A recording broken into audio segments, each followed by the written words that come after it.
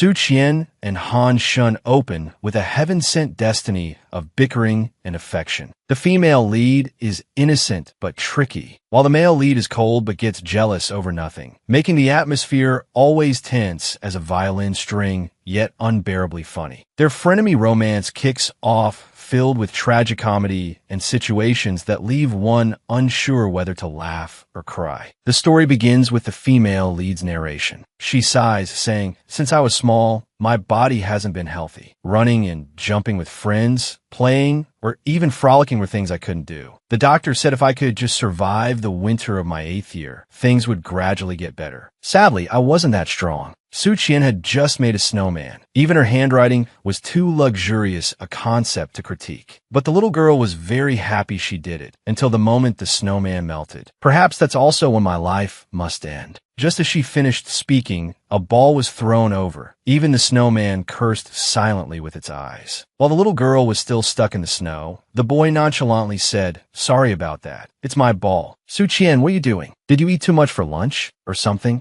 Su Qian finally managed to free herself. The moment he heard the little girl call his name, Han Shun, the boy immediately stepped back. But the girl smiled brightly, saying, "You come over here quickly." At the same time, classmates who had long finished their bags of snacks whispered, "Taking too long. Did the ball fall into the water?" Just as they spoke, a roar of Han Shun rang out, shaking the heavens and earth. Everyone shuddered. "What is that? What's happening?" Earthquake. Looking over, they saw Su Qian, the so-called sick patient who couldn't do strenuous activity, carrying a snowball weighing a ton, chasing Han Shun while shouting, "You're dead meat." Han Shun was scared pale, while someone looked on gleefully and took a photo of him. Su Qian said with satisfaction, "The villain being punished in the photo is Han Shun. Since our parents are very close, we are also bound together. But I'm also very grateful to that guy. Thanks to him, my life has been quite wonderful." Speaking of this, Su Qian said indignantly, "And after he pulled my pigtails for the 1000th time, I had another wish in my heart, that when I grow up, I can be as strong as an ox, so I can teach him a lesson." However, that day finally came. It was the day Qian Qian received her medical record, the day her father nervously asked the doctor, "Please tell us the truth." The doctor hesitated, saying, "We have tried our best. The rest can only depend on the patient." Turning around, they saw Su Qian almost swallowing her blanket, eyes wide, screaming, "Can't die before him! Can't die before him! Can't die before him!" The doctor was speechless and said, "But honestly speaking, the girl should be fine. I've never met a case with such a strong will as hers." Winter passed, summer came, and Su Qian truly said goodbye to that weak body in quotation marks. She thought to herself, "God must have heard my prayers. After the surgery, I felt better too." She was able to appear after 3 months. Suddenly, a male voice, laughing mockingly, rang out, "Probably a violent person like you. Even God wouldn't want to accept," since it had been a long time since she saw her best frenemy. Su Qian eagerly called out, "Han Shun." Just as she finished speaking, she used a water gun to splash a bucket of cold water on him. The two sides just kept arguing loudly. "How dare you change my phone ringtone to 'Your Apple is me'? Do you have evidence to say that? Do you know today was a big lecture, so the whole department heard my phone ringing? Who told you not to turn off the ringer and then blame others?" At the same time, Lin Shiyu and Yuan Tian, Su Qian's dorm roommates, whispered, "We're about to leave. You two look like a total mess. Su Qian, don't come back late from hanging out. There's a room inspection coming up." Not knowing if she heard, Qian Qian used her head to headbutt Han Shun until his nose bled. It got to the point where the supervisor had to run over frantically to intervene. "You guys are university students now, not minors anymore. Do you consider the school rules nothing? We apologize. I will discipline you if this happens again." So, one person with a scratched-up face and the other with a bandaged head walked together amidst the gossip of their peers. Su Qian puffed out her cheeks, acting sulky. Finally, Han Shun was still the one to speak first, saying, "Hey, Su Qian, do you want to go to the convenience store?" Repeating, "This is not a romantic photo." After a long while, she grumpily said just one word, "Go." Su Qian, aka the person with no money, grabbed a mountain of food while saying, "Hateful. Clearly, I'm the victim, so why did she scold only me more?" Han Shun voluntarily paid, saying, Are you delusional or something? Don't know if there's enough money. Upon hearing that, Su Qian pouted and said, You dare yell at me more than 7 words? The other party was speechless. You even count the words? So she pushed her luck, unreasonably saying, Then today, I must treat myself really well. Boss, give this beauty an extra bottle of iced yogurt. Han Shun snatched the item from her hand, firmly saying, No. Su Qian, losing in height, angrily said, What are you doing? He passed over a warm tea, whispering, With your weak stomach, you can only drink this. Finally, Su Qian compromised. Taking a sip, she smiled with satisfaction. Han Shun walked away, whispering, I'm going to eat something too, so I'm leaving first. She immediately asked, Where are you going? Isn't the dorm over there? Shin Shun gave a punchable smile, saying, It's nothing, probably all done by now. But shouldn't you also head back early? I wonder if the supervisor has come to inspect yet. Su Qian's jaw dropped. A second later, she threw away the teacup to hurriedly pull out her phone. Sure enough, inside the group chat, Can we sleep well at this age? She tagged her 2 roommates to ask, Is the supervisor coming to inspect? Both replied sincerely. Now you remember? Su Qian, sorry, we couldn't stop them. The washing machine you hid in the closet was found. Since you weren't here, we couldn't help you hide it. And here is the penalty slip. Qian Qian was shaking with anger, shouting, No wonder he was so kind today, inviting me to the convenience store. Turns out it was to stall for time. That bastard Han Shun, may heaven strike you with lightning. Just as she finished speaking, under a clear sky, a bolt of lightning struck down from somewhere, causing a tree to burn black. The students around panicked. What just happened? Someone was struck by lightning. Go call an ambulance quickly. As for Qian Qian, she broke out in a cold sweat. Seriously? The result was that now she had to sit in the hospital. Yes, Auntie, don't worry too much. I will take care of him. If anything happens, I'll report back to you later. I'm hanging up now. Su Qian's hand holding the phone began to tremble. Suddenly, the nurse rushed out, saying, The patient in room 8 has woken up. She hurriedly ran inside, softly calling Han Shun. Seeing her best friend healthy and handsome, Su Qian couldn't hold back her emotion. Actually, it was cringe. She burst out laughing. Someone like you got struck by lightning? Who told you to do bad things? That's why heaven punished you. Seeing that she laughed a bit too much, Su Qian pulled a chair to sit beside him and said, Sorry, okay? But what did the doctor say to you? Han Shun said seriously. Said it was very lucky there were no external wounds. But when struck by lightning, I just fell and hit my head on the ground. A bit dizzy, but generally fine. Su Qian smiled and said, Truly durable vitality. But Han Shun noticed her trembling hand. He said gently, Your hands are shaking too much. Just like that, the two exchanged looks for a long while, until Qian dazedly said, Is that so? I'll ask the doctor later. But what are you doing? Why do you keep staring at me? Han Shun seriously said, Su Qian, you seem to be much younger lately. You look like you're 20. Su Qian, who was actually 18, wanted to petrify on the spot upon hearing that. She immediately attacked the patient. Keep your loving words to yourself, Han Shun. You must be very healthy to speak such nonsense. I'll go do the discharge procedure for you. We have school tomorrow. Then the conversation fell into a stalemate with no exit. School? Yes. Don't tell me you plan to skip class. Before Su Qian left, he said, Stop. There's something I must clarify.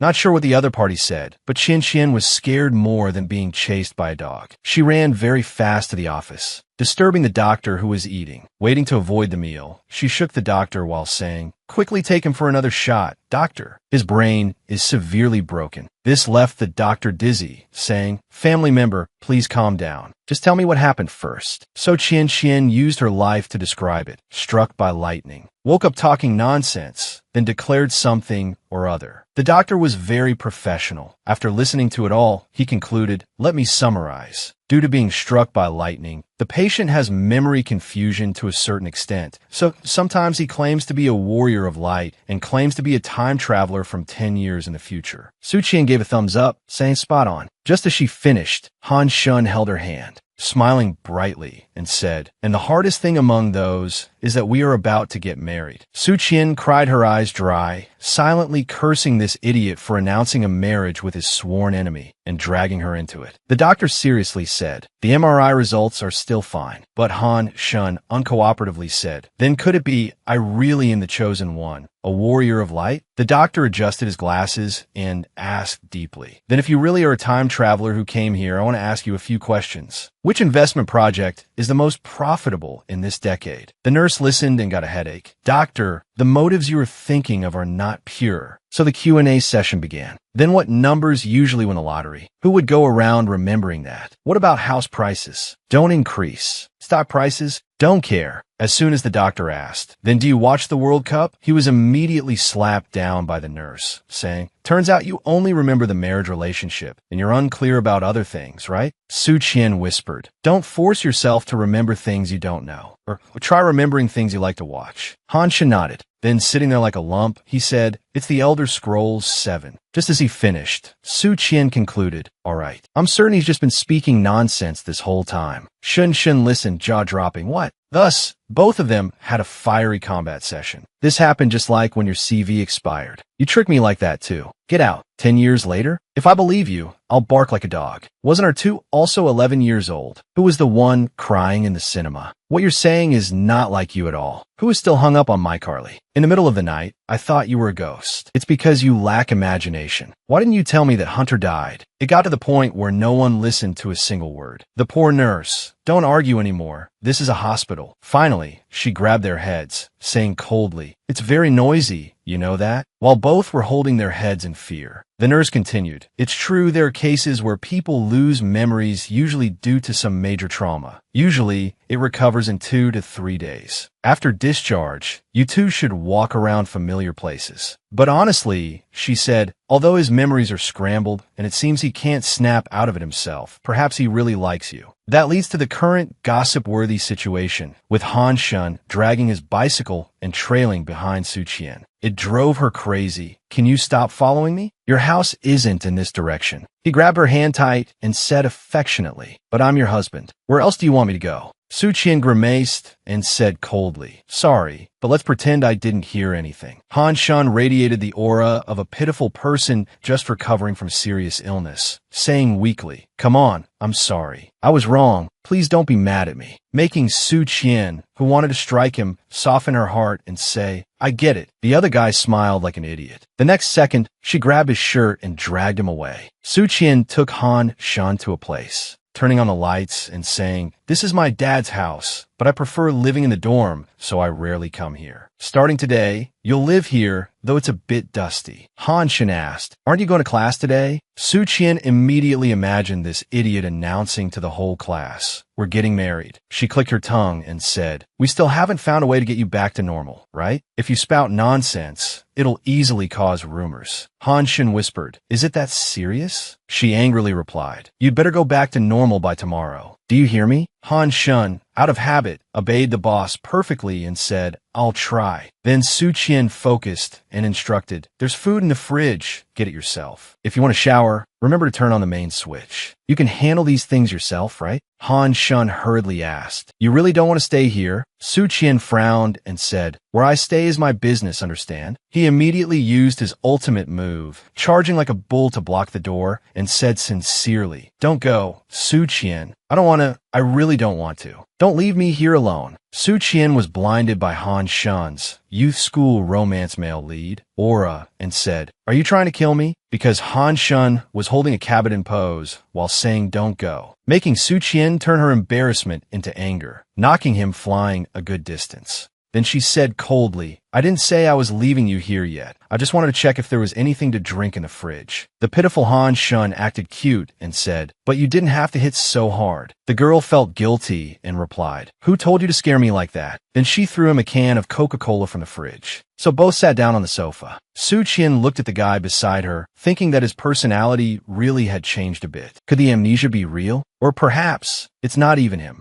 Maybe he was swapped in the ambulance, or he's a clone discovered by some scientist. No, impossible. Didn't I grow up with him? But maybe those memories are just fake too. Meanwhile, Han Shun managed to open the Coca-Cola in his hand, but somehow he sprayed it all over Su Qian's face, while he remained looking innocent and stupid. This made her cast all worries aside, angrily thinking, it can't be wrong. It's definitely him. Su Qian silently wiped her face. When the other guy complained about being hungry, she whispered, go order some food yourself. But Han Shun shook his head. I prefer home-cooked food. Is that so? Too bad. Why? I just got out of the hospital. Su Qian's face darkened, and she said honestly, so you want to eat my cooking? Do you really have no lingering attachments to this world? Han Shun recalled Su Qian's dish, meat blacker than coal, dark matter, cuisine that would call her its ancestor, and immediately said, pretend I never said anything. So a few hours later, a delicious, nutritious, and cheap pot of soup appeared on the stove. He fed her a spoonful and whispered, try it. How is it? Su Qian nodded and remarked, a bit bland. And so, the pot of soup unwittingly became their victim. While Han Shun was slicing cucumbers, Su Qian chewed on a cookie and said, seems your cooking has improved. He whispered, I can't rely on you anyway. Hearing that, she pondered and, after a while, asked in a low voice, so, Han Shun, in your imagination, well, what are we like after marriage? Han Shun answered honestly, we just play games and watch movies after dinner. This left Su Qian speechless. That's no different from now. He asked blankly, do you find that boring? With a maiden's heart, she excitedly said, isn't there anything more romantic? Like dancing together under a starry sky? Or standing on the bow of a ship enjoying the breeze? Just kidding, I wouldn't want to do those things with you anyway. Han Shun stopped what he was doing and said firmly, really? Then I'll try even harder. That smile of his really made Su Qian's heart flutter a bit. She thought to herself, I feel kind of bad right now. This is really unfamiliar. If it were before, it definitely would have been like this. The next second, she felt a chill. Su Qian imagined a demonic Han Shun mocking her. You belong in a children's playground. Seeing her dazed, Han Shun leaned in close and said, what are you daydreaming about? Startled and embarrassed, Su Qian yelled, what are you doing? So both of them ended up bumping heads and complaining, ouch, that hurts. But meanwhile, Su Qian tried to hide her blushing face, thinking, oh no, I have a bad feeling about this. I have to get him back to normal. Otherwise, something bad is going to happen to me. In her drowsy state, she heard someone calling her, Su Qian, wake up. It's almost time. But she was confused and asked, Shi Tian Tian, why are you two here? What are you talking about? When she opened her eyes fully, she heard them say, Su Qian, today is your wedding with Han Shun. She looked forward, and indeed, Han Shun was standing up there waiting. He reached out his hand, but Su Qian still couldn't believe this was real. She thought, I'm about to marry him? How strange. Even though I've been with him for 18 years, I never thought this would happen. Do I really like him? And what about him? Does he like me? Until the applause rang out ceaselessly. When it was time to exchange wedding rings, Su Qian still had a question in her heart. Is this the future I want? Seeing her hesitate, Han Shun pulled her closer and said, Su Qian, just trust me. She felt the gentleness, accepted sinking into it, and said, I trust you. A second later,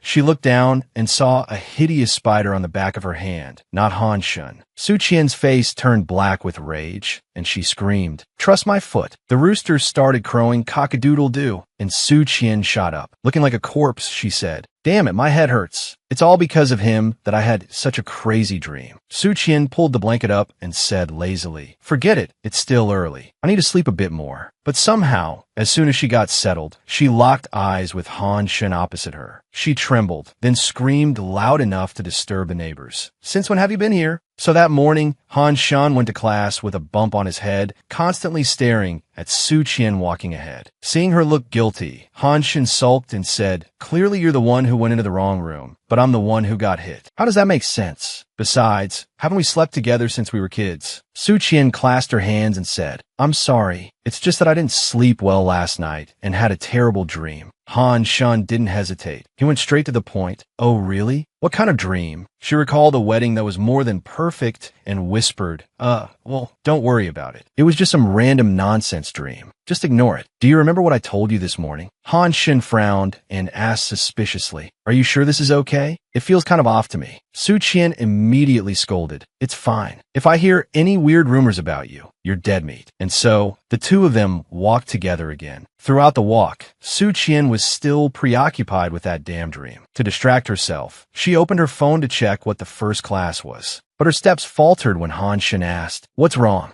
Su Qian cried imaginary tears and wailed, "I'm doomed. I forgot to tell my roommates I wasn't coming back." Because of that, Su Qian had to sneak back to the dormitory. It was pitch black inside, and with the lingering fear of the spider from her dream, Su Qian was on high alert. Shining her light, she said, "Huh? Did you two go to class already?" As soon as she finished speaking, she heard a whisper behind her. "What's all the racket? You're being too loud." Meanwhile, Han Shun handled his classmates much more smoothly. "So what about this afternoon? Just playing basketball? Is that so? Then we'll head to the club first. See you later." He looked at his phone, thinking, "Everything seems fine to me. I don't know what happened to her." Suddenly, a girl approached and said, "Classmate, sorry to bother you, but could I ask you for a favor?" Back at the dorm, Su Qian was scared out of her wits, but it turned out she was just feigning it to amuse her senior. Then she calmly said, "What is it?" "Oh, it's just you, Shiyu." The pink-haired girl clicked her tongue. "You're pretty sharp, but why didn't you turn on the lights?" Hearing Su Qian say it was just to create some atmosphere, the senior frowned. "You're truly hopeless." Lin Shiyu was the head of Su Qian's dorm room. She was a second-year law student with excellent grades and a pretty appearance. She would be a perfect 100 points with no buts, yet Su Qian thought to herself, "But she has one single flaw. She's short, though her ego is very high." Feeling insulted about her height, Shiyu gave Su Qian a good smack. Frowning, she said, "You've been getting pretty arrogant lately, haven't you? I don't recall raising you like that." Su Qian rubbed her head, thinking gratefully that she had given a brief report last night, so tricking Shiyu would be easy. She coughed dryly twice, then lied for her life. She said, "Yesterday, our side won the battle against the evil forces thanks to our reading comprehension skills." The loser, Han Shun, reflected on himself, realized his mistakes, and made up for it by treating me to a movie. But after the movie, it was already late, and I didn't want to come back to the dorm at that hour. Lin Shiyu took a sip of milk tea and asked softly, and then Su Qian scratched her head and said, "So we had to sleep outside together." Hearing this, Shiyu spat out her milk tea,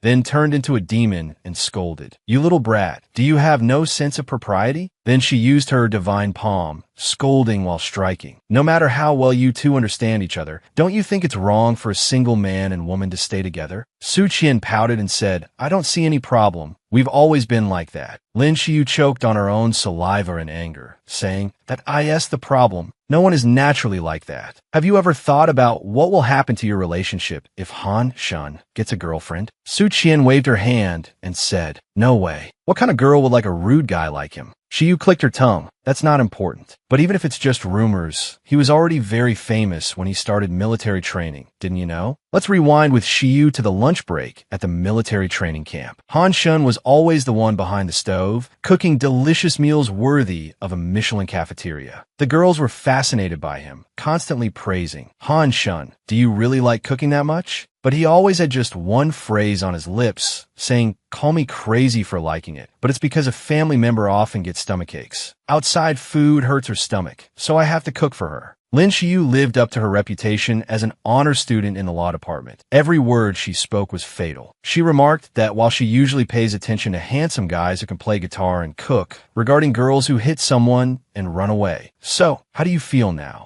Su Qian hugged her knees, pouting as she said he never told her about any relationships. Sister Shiyu stared at her, whispering, "Then have you thought about where your relationship will go? 10 years from now, or 20 years from now? What right do you have to walk alongside him? It's up to you what you want. I can't force you. After all, this is just a reminder from me. Things between you and him can't last forever because unforeseen events will happen. I think you should prepare yourself mentally for when it comes." So, after Lin Shiyu's psychological education session, Su Qian avoided Han Shun more than avoiding evil spirits. He remained oblivious, still kindly asking, "Su Qian, are you going back after class?" Before he finished, she had already jumped out the window, holding her head and saying, "Sorry, I'm busy." When he messaged asking if she was coming over that night, he received the reply, "No, I'm too busy lately, haha." Thus, those around him had to endure the pent-up frustration of the male god. Suddenly, someone unafraid of death approached and said, "What are you doing? Why do you look like you've lost your soul? Did you get dumped by a girl?" The arrivals were Chi Haoshuan,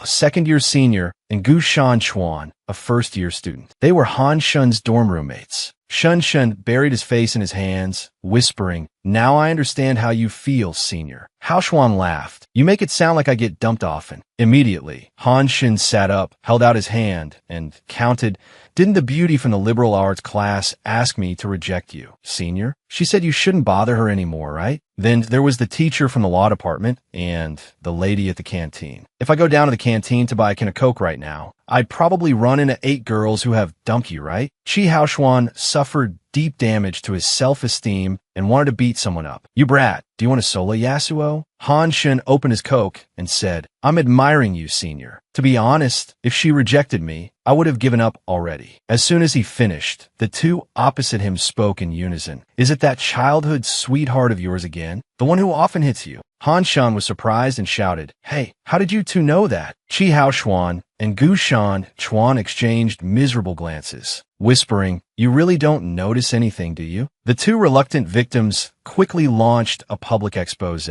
Like the 3 words Han Shun can't live without in conversation. "My acquaintance has this too." Or, "If that girl were here then." Even more horrifying, this guy talks in his sleep in the middle of the night, mumbling things like, "Su Qian, you can't eat that ice cream." Both were helpless, continuing, "Before the instructor found out about the danger, he called that girl." Recalling that scene, it must be said, we were at a loss for words. "I told you to put in 1 cup of rice, add 3 more cups of water, and press the button for 20 minutes. What? It exploded? Who told you to leave the glass cup inside?" Even the instructor had to exclaim, "Does he want to get arrested? Forget about him. He looks pitiful anyway." Chi Haoxuan and Gu Shan Chuan nodded, saying, "Anyway, thanks to you, even though we've never seen her, we know her personality, height, and weight like the back of our hands. Height 1.68 m, weight 50 kilos, generous and cheerful, but clumsy and unable to take care of herself." Han Shun was surprised and asked, "Did I?" Gu Shan Chuan, biting his chopstick, said, "You did. But since you two are family, you have to walk the path ahead together. Besides, haven't you been thinking about what to say if you two meet again?" Han Shun excitedly said, "Father's surname is Han. What should we name our child?" Causing Shan Chuan to spit out the rice he was chewing and scold, "That's harassment, you jerk. And you, stop taking notes." Hao Xuan jumped in surprise. Thus, the roundtable conference became much more serious. "What are you thinking? You two aren't even dating yet." "Why not?" "Because speaking so bluntly will scare a girl off." Han Shun broke out in a cold sweat, recalling his earth-shattering lines like, "I am your husband, and we are about to get married." He immediately threw down his chopsticks and urgently said, "I understand now. I'm going to find her." Chi Haoxuan took out a handkerchief, dabbed a few tears, and said, "Go quickly. The boy finally understands." However, Gu Shan Chuan questioned his existence, exclaiming, "What could he possibly understand? Let's go check on him." So Han Shun really got lost in the crowd of students, bewildered, looking everywhere without missing a spot. Finally, he had to communicate, asking around, "Excuse me, is Su Qian still in class?" "I don't know. Maybe she went back to the dorm." Just then, Qian called. Han Shun hurriedly answered, "Anyang Gasio, where are you?" A female voice replied, "Anyang, where are you right now?" Just as she finished speaking, a lock of sun-scorched orange hair appeared. The two unexpectedly locked eyes in the crowd. He wanted to take the initiative to look manly. But Su Qian happily grabbed Han Shun's hand and said, "I have something to tell you. The doctor said they found a way to turn you back to how you were before. We have to go back a few hours prior."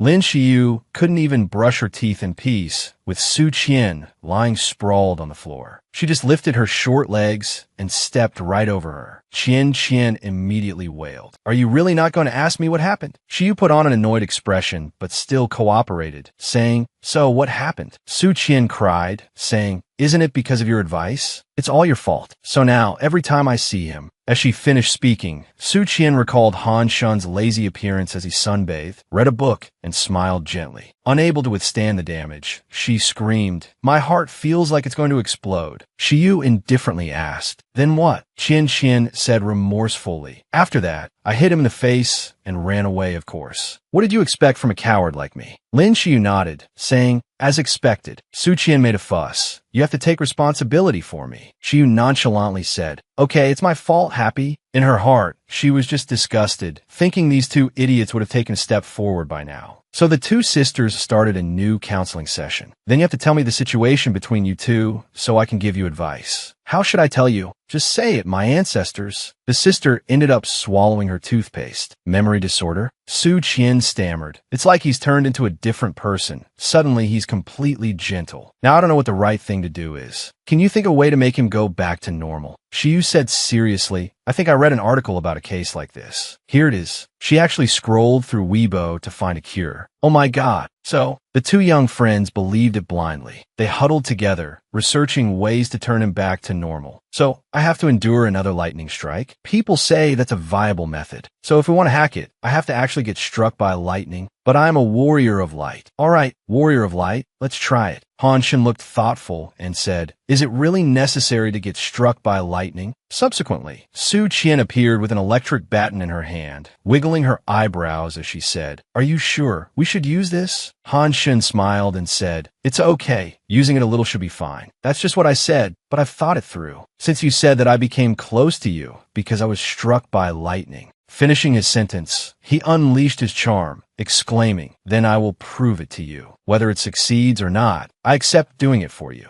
Then I'm also ready to do anything. Su Qian looked like she wanted to turn to stone. She'd rather send Han Shun to Monkey Mountain and have the monkeys chase him back. While her little brother was bragging, actually, I tested it on my roommate. It only hurt a little, but to prove our love, it should be fine. Chi Hao Xuan was busy taking shorthand notes, thinking, this guy is good, I have to write this down. Gu Shan Chuan tiredly said, I guess it'll be fine. But the person truly enduring this nightmare was Su Qian. She helplessly listened to things like, this love is harder than gold and blooms like flowers. Love is overflowing, do it. Don't pity me just because I'm a fragile flower. Actually, I'm very strong. Su Qian immediately pressed the electric baton against Han Shun, shocking him to the point where his anatomical structure became visible. So, Shun Shun was charred black as ash and fainted to the ground, leaving the three people at the scene shocked out of their wits. In the name of the board directors, Chi Hao Xuan and Gu Shan Chuan rushed out, yelling, hey little girl, what are you doing to our brother? Qian Qian gaped. You guys were hiding there the whole time? It's over. You won't report me to the police, will you? Han Shin groggily heard someone calling him. As he lifted his heavy eyelids, he heard the commotion. Are you really serious? I'm sorry, his words gave me such goosebumps that I couldn't hold back. In his subconscious, Han Shun was still busy scolding Su Qian, that brat. Somehow, he blurted it out loud, fiercely shouting, did you have to be so heavy-handed? Try being in my shoes and see if you can stay calm. I even smell roasted meat. Su Qian panicked. She wanted to stop him. Calm down before you speak. But didn't you say this was to prove that you like me? Han Shun immediately yelled. So what? Would you do everything just to let that person know you like them? Having finished his sentence, the scene instantly fell silent. No one even dared to breathe. Finally, it was Su Qian who spoke up first. Wait, did you really? Suddenly, words raced through Han Shun's mind from out of nowhere. I am a warrior of light, but I am your husband. We're about to get married. As long as you want it, I can do anything. How can I prove to you that I truly like you?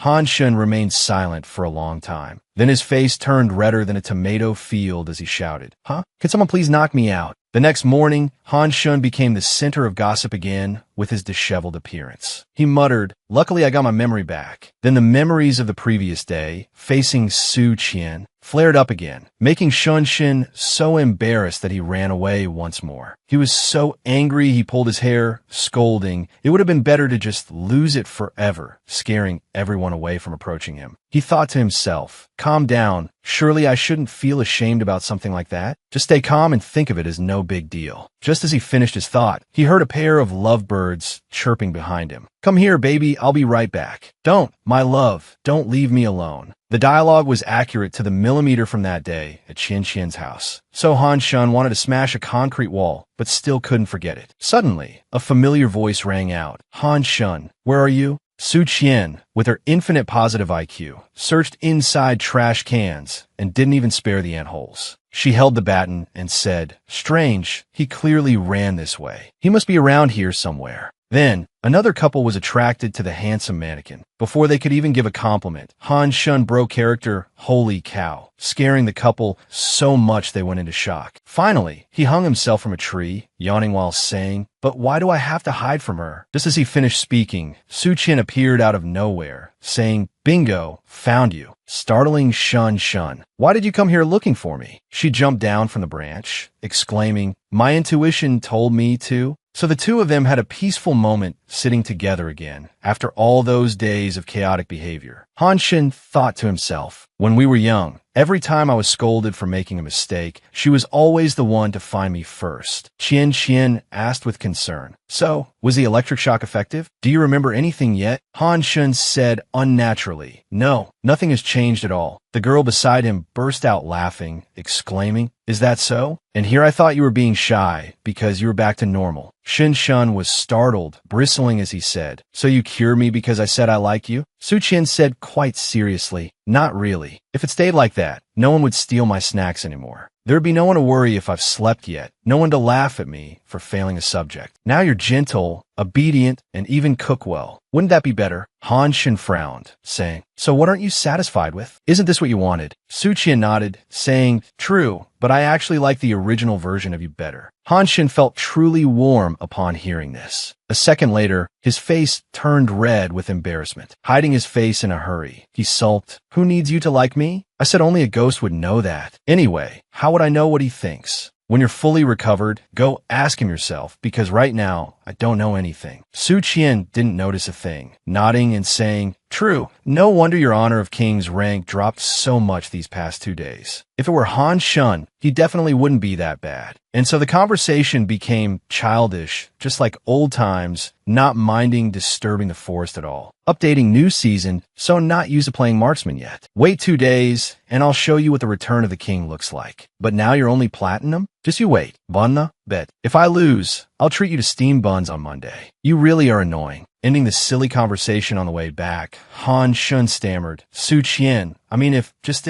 I told you my memory had been restored, how would you feel? Qian Qian smiled brightly, saying, I'd probably laugh in your face. Having said that, she skipped away, leaving Shun Shun shocked to the core, gravely saying, I'm really done for. On a beautiful morning, the alarm clock rang with all its might. But Han Shin wouldn't even hear a gunshot by his ear, curling up like a lazy cat, until his roommate screamed, that's too noisy. Only then did Shun Shin jump up, saying, I know, I'm awake, are you happy now? He quickly put on his clothes. It was strange enough that Gu Shan Chuan had to say, where are you going so early in the morning? Han Shun gave a pained smile. I have to go pay the price for my past immaturity. At the same time, Su Qian had already run several laps. While everything was peaceful, a morning ghoul appeared, saying, hey, have a happy morning, my love. Han Shun said to himself. Then he was judged by Qian Qian's gaze, scaring him into an embarrassment that spanned the whole human race. Only after a while did she ask, what are you doing? The other person held out a bag of food. Su Qian immediately entered starvation mode for the meat bun, causing Shun Shun to yell, don't lunge at it like that, you idiot. Finally, she got to enjoy the hot steamed bun, while the other person was stressing out to the point of graying hair. If he had known every day would be like this, he would have preferred not to recover at all. Just then, Su Qian spoke up. You don't need to wake up early to practice with me. Han Shin mechanically read from his script. After all, our relationship is that kind of relationship, isn't it? Su Qian completely ignored him, exclaiming, but that time you hit me. It felt very familiar and natural. So, is that what Han Shun will be like after marriage? Realizing he was about to be exposed, Han Shin immediately got into character, whining, because love between people is very complicated. Some use words, some use lyrics. As for me, I use physical force to express that love. My darling. Su Qian was completely immune, saying, you really are a bastard. She tossed the bun wrapper while saying, before the lunch break, there's still club practice. The teacher said extra practice shouldn't exceed 2 hours. Han Shan exclaimed, just hearing that makes my throat hurt. Qian Qian said softly, anyway, the competition is coming up soon. All right, how's your band club doing? Shun Shun said indifferently, same as always, just making noise for school activities. It's not full of ambition like your club. Mine is simply to kill time. Su Qian remained silent for a moment, then slapped Han Shun so hard it could be heard all the way in Vietnam. She smiled, saying, That was just an accident. Time will pass very quickly. Qian smile turned him into a fool, softly exclaiming, "You don't need to say things like that to me." So after returning to the club, he was blocked by the president, whose appearance couldn't be nerdier, asking Han Shun, "Do you want to participate in the performance?" He said lazily, "Why? Is it full?" The president shook his head, saying, "No,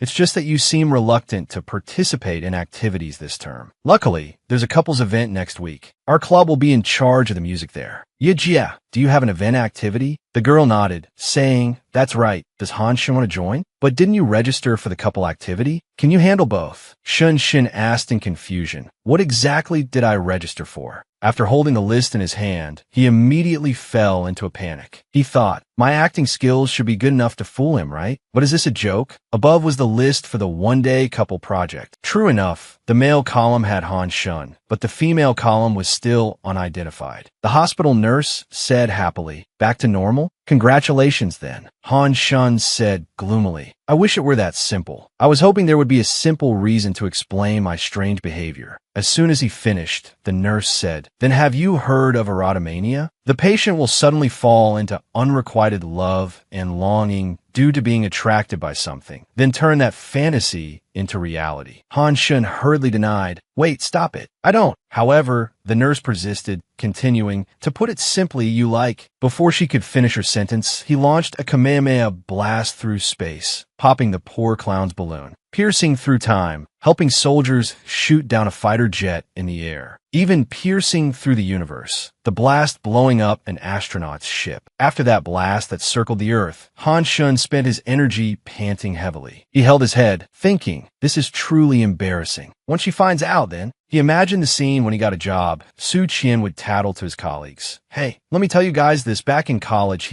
Then when both reached the age of hunchbacks at 70, Su Qian would still be fanning herself, saying, when Mr. Han was young. More seriously, even in 100 years, when only a green grave remains, she would still be nagging and teasing. You were so funny back then." Han Shun rolled on the ground, thinking aggrievedly, "I'm going to be laughed to death by her. Why does the student council have a one-day couple project? When I hadn't recovered, I even volunteered to register for it. Is it okay to invite her without her knowing? But if I invite her, I'll be exposed immediately. All right, at this point, I have to call for backup." So the love guru of dorm room 504, Ren Huaijin, said softly, "A way to invite a girl to join the one-day couple event, huh? I didn't expect you to participate in activities like this." Han Shun said helplessly, "Anyway, this is organized by you seniors in the student council, but this is also a school, a place to learn. I am asking for your guidance." Huaijin laughed and said, "I'm sorry, it's just that the student council president this term likes these kind of movement activities. I really do want to help you, but I'm not very good at communication." The three idiots heard this and didn't even bother to judge. Han Shun quietly walked to the window. As soon as he pulled the curtains, he heard cheering. "Run, Huaijin. Senior, just look at me once. If the father's surname is Run, what would you name the child, brother?" While Gu Shanchuan was skeptical, thinking, this is the 5th floor though. "How?" Huaijin coughed dryly, saying, "But Han Shun, do you have someone to ask?" Chi Haoshuan, the busybody, put his arm around him and said, You didn't know? That kid confessed to someone at the empty lot in front of the academy 2 days ago." Huaijin said with interest, "Oh my God, where is your humanity? Where did you hide your morals? Hurry up and tell me more." Han Shun became a target of attack and immediately rose up in rebellion. "You guys are too noisy. It's because I'm lonely that I'm asking you guys." Seeing him lose control of his words, Huaijin couldn't help laughing, saying, "I know, but don't expect too much from me." So, after a period of time that was neither long nor short, Shun said with high spirits, "I'm pressing it." His index finger swung high, then touched the send button on the phone screen. After that, the whole room fell into a tense atmosphere. Ding ding ding somehow. Both messages popped up at the same time and even had the same content. Free? The boys' dorm room was dumbfounded on the spot, exclaiming, "Why did you two text at the same time? That's scary. Are you guys childhood friends so you share the same thoughts?" Han Shun typed while saying, "It must be a coincidence, but of course that's impossible." Just then, 2 lines of messages, "What's up?" popped up simultaneously again. Chi Haoshuan immediately screamed, "Do you two really share a brain?" Ren Huaijin signaled, saying seriously, "Could it be? Although this is just a guess, this can't be such a coincidence. I bet the other side isn't alone either." Indeed, Su Qian was receiving help from the board of directors of the girls' dorm. We have to rewind a few minutes. Yuan Tian rushed into the room carrying a stack of papers, yelling, "The angel is back!" Sure enough, she fell flat on her face, with papers flying all over the room. Lin Xiyu clicked her tongue. "Isn't this the student council's work?" Tian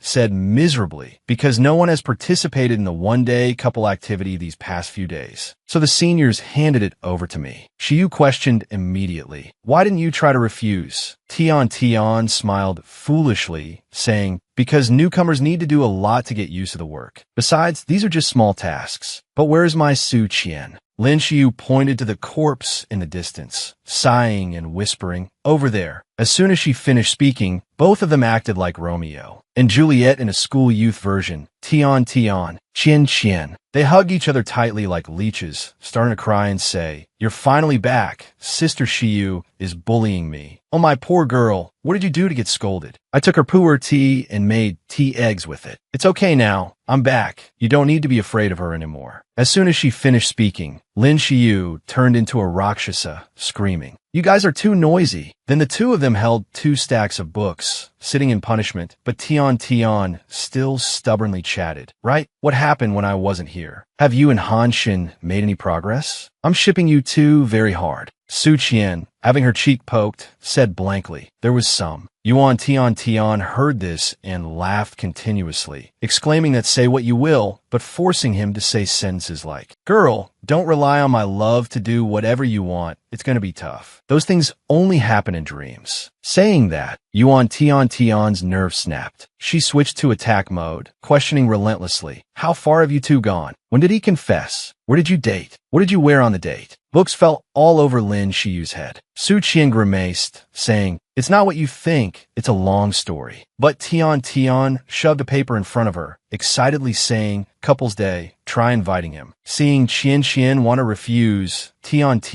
clasped her hands, begging, "Please, this is my first time joining the student council. I'll be worried if few people participate." Immediately after, she said coldly, "But most importantly, this is your punishment for secretly dating behind my back." Su Qian trembled. I know. So she picked up her phone, saying seriously, "Let me try inviting him." And that was the source, the reason why 2 identical messages popped up consecutively, scaring the living daylights out of the boys' dorm. Renhuai Jin didn't say a word. He was a victim of 3 noisy leopards. What do I text now? Just meet directly and invite her, maybe better. Just text, dude. Ask her to the couple event. Wait, you guys. The girls' dorm wasn't much better, only noisier because she hit send too fast. You should have let him send it first. Then just call him directly, geez. Crazy, why do I have such a silly friend? In the boys' dorm, these idiots finally took a halftime break. Gu Shanchuan seized a moment, saying seriously, "First, calm down. At this point, I think you should slowly get to the main topic. Try starting with sentences like, 'Have you eaten yet?' That old pickup line." As expected, Yuan Tian guessed it right. She frowned. The other side might be planning to ask you out to eat, but as a girl, you should refuse. Just text, "Ate already." Qi Haoshuan nodded, saying, "Then try asking, 'Eaten anything yet?'" Hearing that, you know why he's single by ability. Renhuai Jin whispered that if you text like that, no matter what they reply, you still have follow-up. "I like this dish too," or "I know a restaurant that makes this super delicious. Let's go sometime." For example, Lin Xiyu, full of experience, said, "But while texting, you have to add some cute words at the end to see if he cares about you." After a while of cooking up ideas from the board of directors on both sides, we have the following conversation. "Lunch eaten yet? What did you eat?" "Rice and veggies." "I like this too. I know a place that makes this very good. Let me take you there." "Okay, but lately my stomach has been uncomfortable. Don't know if it's inflamed." The atmosphere fell into silence until Han Shun spoke up. "I followed the steps you guys said. Why does it feel weird?" Gu Shanchuan stared at the word inflamed. He whispered, "That's just what you think compared to that. What does that sentence mean?" Time passed for 10 minutes. Gu Shanchuan and Han Shun suffered, saying, "What now? If I answer this wrong, I'm done for." Then Renhuai Jin and Qi Haoshuan reliably replied, "Basically, try showing gentle concern now. Right? Let her know you care." Han Shun nodded, "Okay." So he texted, "If so, you should go rest." The other side indeed replied, "Okay." while the boys' dorm celebrated a job well done, thinking he established an ideal image in her heart. 10 points, bros. The girls' dorm froze, falling into contemplation. Okay, baby, dump this guy already. Lin Shiyu seriously said, forget it, don't be discouraged. If you like second-year seniors, I can introduce you. Just as she finished, they heard Su Qian say, do you really not want to go out with me? Making the girls bored want to print a certificate of merit, ignoring Sister Shiyu scolding. You silly girl, why call him? Qian Qian still puffed her cheeks waiting for an answer. The boys' dorm immediately fell into panic. What do we do now? What now? Chi Haoshuan whispered. Just tell her that. Immediately signaled by Huai Jin. He whispered, let the kid fend for himself. So Han Shun took a deep breath, sighed again, then shouted, if you don't feel well, don't even think about going out to eat, you dummy. Just this one sentence brought him closer to Su Qian. The boys' board gave a thumbs up. The girl side wanted to release Qian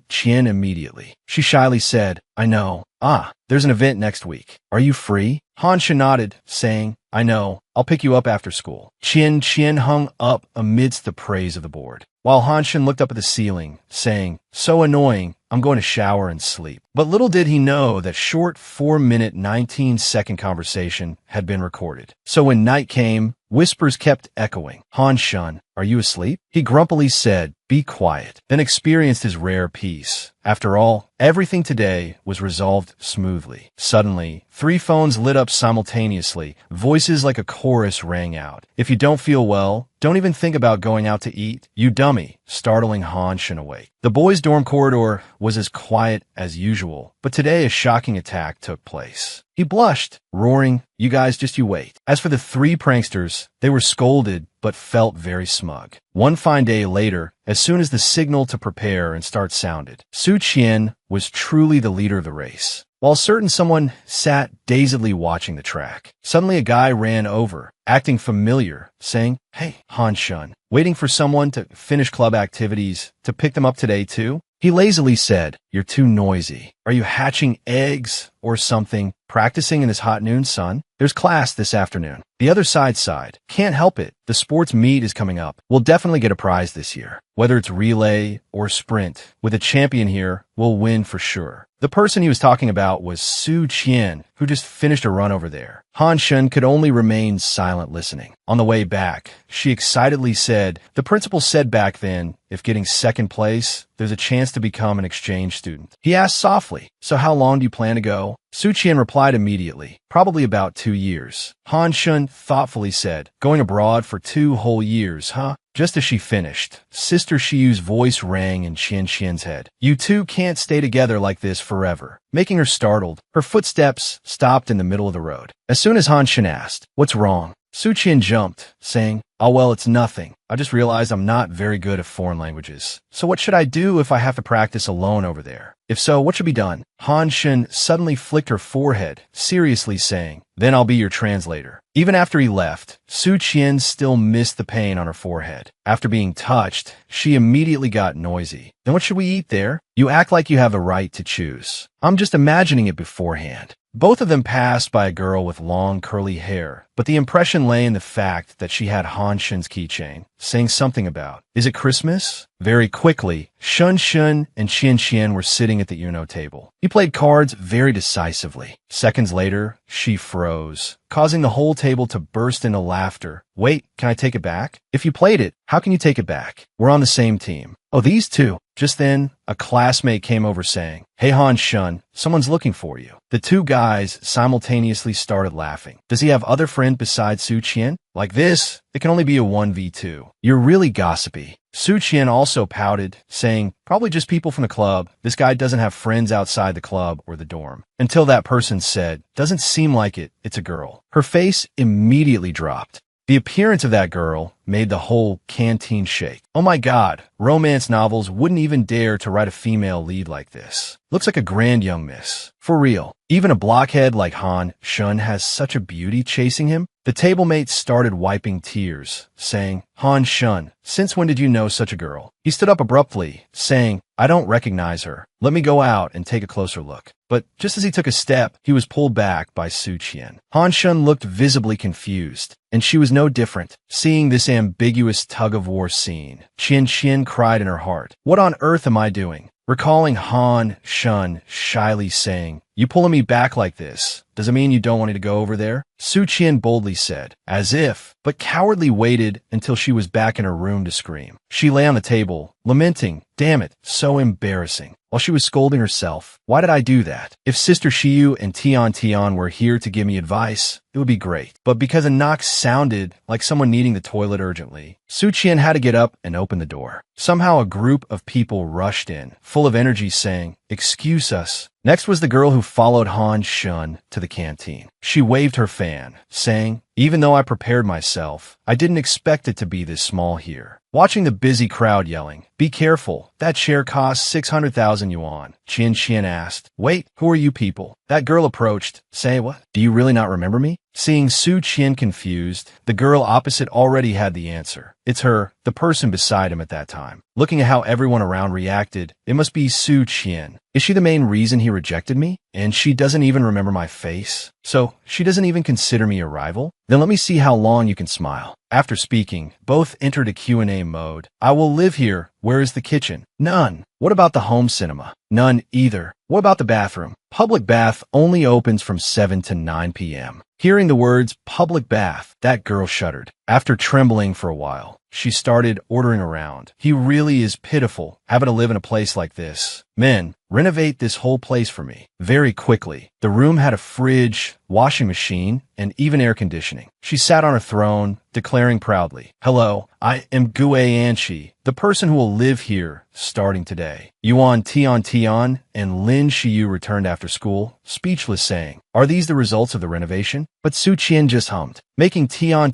angry. "Why didn't you stop that girl?" She smiled foolishly. "But those are an AC, fridge, and washing machine." So the dorm room temporarily isolated Gue Anshi. The three of them gathered, whispering, "But does the school really not care? I heard her family donated a lot to the school, not just fixing our room, but renovating the entire dorm area. Truly evil capitalists. So money can buy people's hearts? I'm afraid she'll be hard to get along with." "Is that so?" "I find her quite approachable." Just as Lin Shiyu was wondering, Su Qian reached out and took a trophy from the shelf. She raised her voice, asking, "What is this? Isn't this the first prize of the Golden Dragon Talent Competition?" Sure enough, hearing Gue Anshi wave it off, Su Qian continued, "That's amazing. As expected of the eldest daughter of a tycoon family, truly talented and beautiful. If ordinary people like us could see your magnificence, we'd just die." Gue Anshi was so happy she zoned out, dancing around as she said, "If you guys want to see it, I suppose I can show you." After that, she performed light shadow puppetry and a pot lid dance. Su Qian nodded and said, "Look at that, it's so easy." Yuan Tian was speechless, saying, "That's impressive. You bonded with her really fast." Suddenly, Shiyu's voice rang out, "Gue Anshi, if I remember correctly, you are the eldest daughter of the Queener group." The dorm princess immediately stopped her hands and said,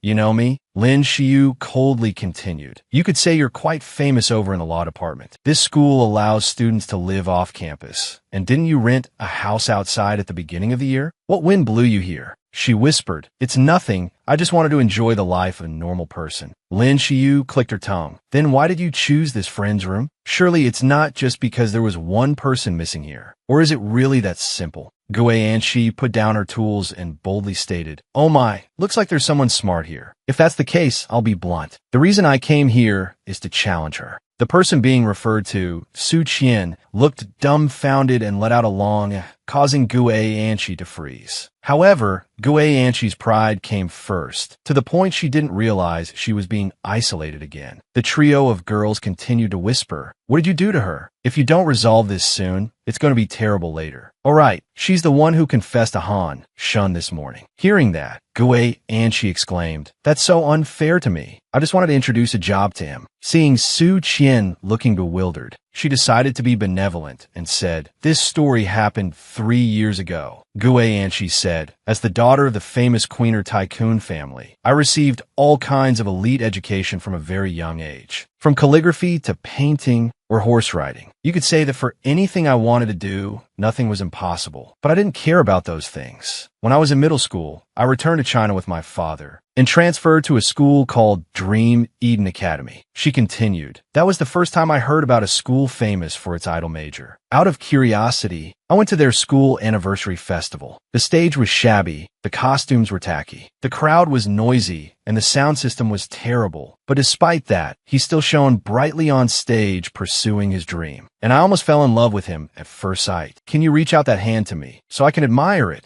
Gue Anshi whispered. "And so I used all my connections to successfully become the producer for the idol group. Then other aspiring idols surrounded me, and I became the envy of all the girls in school. But my heart could only flutter for one person. But fate cruelly separated the two of us. Now, I really wish to see him. Oh my God, this script is clearly written for a supporting female character in a romance novel." Gue Anshi sobbed, saying, "The first time I met your group, my long-dead heart suddenly started beating again. The two of them are so alike. It's as if he's returned to me. So I started getting the idea to hire him to play my boyfriend, even though I knew I shouldn't. But as long as I can see him again, I don't mind becoming the bad guy." Lin Xiu thought to herself, "Just listening to the story, you know it's a dead end. What kind of school is for idols anyway? Who would believe such a plot hole-filled story?" Regardless, Gue Anshi rushed towards Su Qian, saying, "You surely understand me now, right?" She dazedly recalled Han Shan's words. "You holding me back like this, does it mean you don't want me to go over there?" Xiu, exhausted, said, "Hey, Tian, I'm not good at these things. You try persuading her." A second later, she regretted it because she had a useless teammate. Tian, with her maiden heart, said, "Isn't this a legendary plotline? It's exactly like my favorite manga. Oh God, I truly am the happiest person on earth." Xiu sighed, saying, "We're done for. Another drama to watch. I should just go make some milk tea." Finishing her sentence, she saw Su Qian give a thumbs up, saying, "As long as it's sincere, it's fine." Xiu tiredly said, "I'm not interfering. Whatever happens, you guys deal with it." Before she could finish speaking, she noticed Su Qian wasn't as comfortable as she pretended to be. So the next day, she brought Gue Anshi to Han Shun and said, "Basically, this friend also wants to join that event. You could pair up with her." Han Shun hurriedly dragged Su Qian away, whispering, "Why didn't you stop her? It's true that anyone can participate in the event, but I'm not talking about the rules. I'm talking about your feelings." Su Qian puffed out her cheeks, saying, "But I don't have any reason to stop her either." Yuan Tian climbed up a high tree, accompanied by a telescope. Even though she couldn't hear the dialogue, she dubbed it herself. That must be it. A couple in a chaotic situation. Then suddenly a third wheel butts in, declaring war right in front of the rival, causing waves in the girl's peaceful heart. He is mine. Although she wants to say it, their relationship isn't like that. Maybe she's lying like, just do whatever you want. We aren't anything to each other anyway. Yuan Tian squirmed with excitement, exclaiming, "That's definitely it. This is exactly the story I wanted to see." Indeed, summer is the season of love. It needs to be simmered thoroughly. Somehow, while climbing down, she slipped. She free fell to the ground, and somehow, while crying out in pain with her eyes closed, she opened them to find herself face to face with Chi Haoshuan. Indeed, summer is where love begins. The awaited day finally arrived. The student council announced over the loudspeaker, clearly announcing, "Attention please. Students participating in the couple event, please present your invitation letters to the organizing committee to join the event. Thank you." However, what the gossip-loving crowd cared about was the gap between Su Qian and Han Shun. People couldn't help but discuss, are those two fighting again? If it was just a fight, it wouldn't be like this. That atmosphere, something really bad must have happened between them. At the same time, Yuan Tian rushed to Ren Huaijin, panting, "Senior, I'm sorry. I'm a bit late." He gently said, "Don't worry too much. Everything has been arranged properly." Oh my God, looking at Yuan Tian's expression, you just knew. She totally froze up. The lights turned on. And somehow, the female MC on stage was in a schoolgirl outfit. She confidently said, "Ladies and gentlemen, and everyone present here, welcome students to our Couples Day event. And I am the student council president for this term, Muhanin. Now, I will start by briefly introducing today's event." Chi Haoshuan stood steadily, squeezing through the crowd. Is this really necessary? Behind the scenes, Ren Huaijin was speechless, saying, "Do we really have to do this every year?" The rules are as follows. This event begins with everyone finding a partner, completing missions at different locations in the school, and finally getting to know each other while collecting points. The MC continued. The person with the highest score can designate one person. The designated person will become their trial couple for a day. All expenses during the trial couple process will be covered by the sponsor of this event. Student Council President Muhan-in had a hobby of creating drama. She finished and continued. And we would also like to thank the sponsor for this event, Miss Guianchi. After a round of thunderous applause,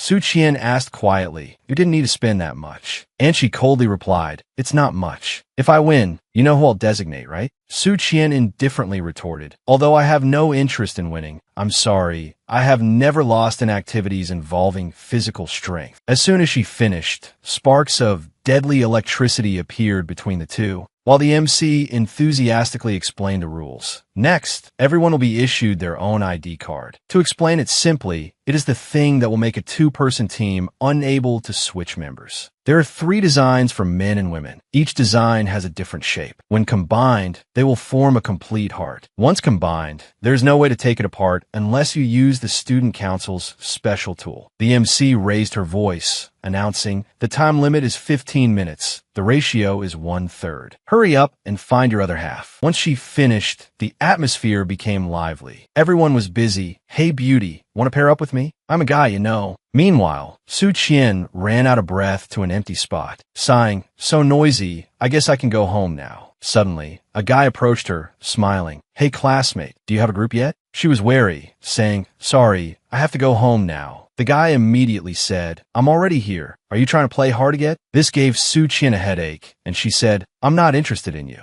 Is that answer okay?" Just as he tried to pull her, a hand reached out from behind. Han Shun hugged her tightly, coldly saying, "Who said she doesn't have a partner?" The guy gritted his teeth, saying, "If you have a partner, say so earlier. What a waste of time." And so, Han Shun and Su Qian fell into silence again. She tried to start a conversation first.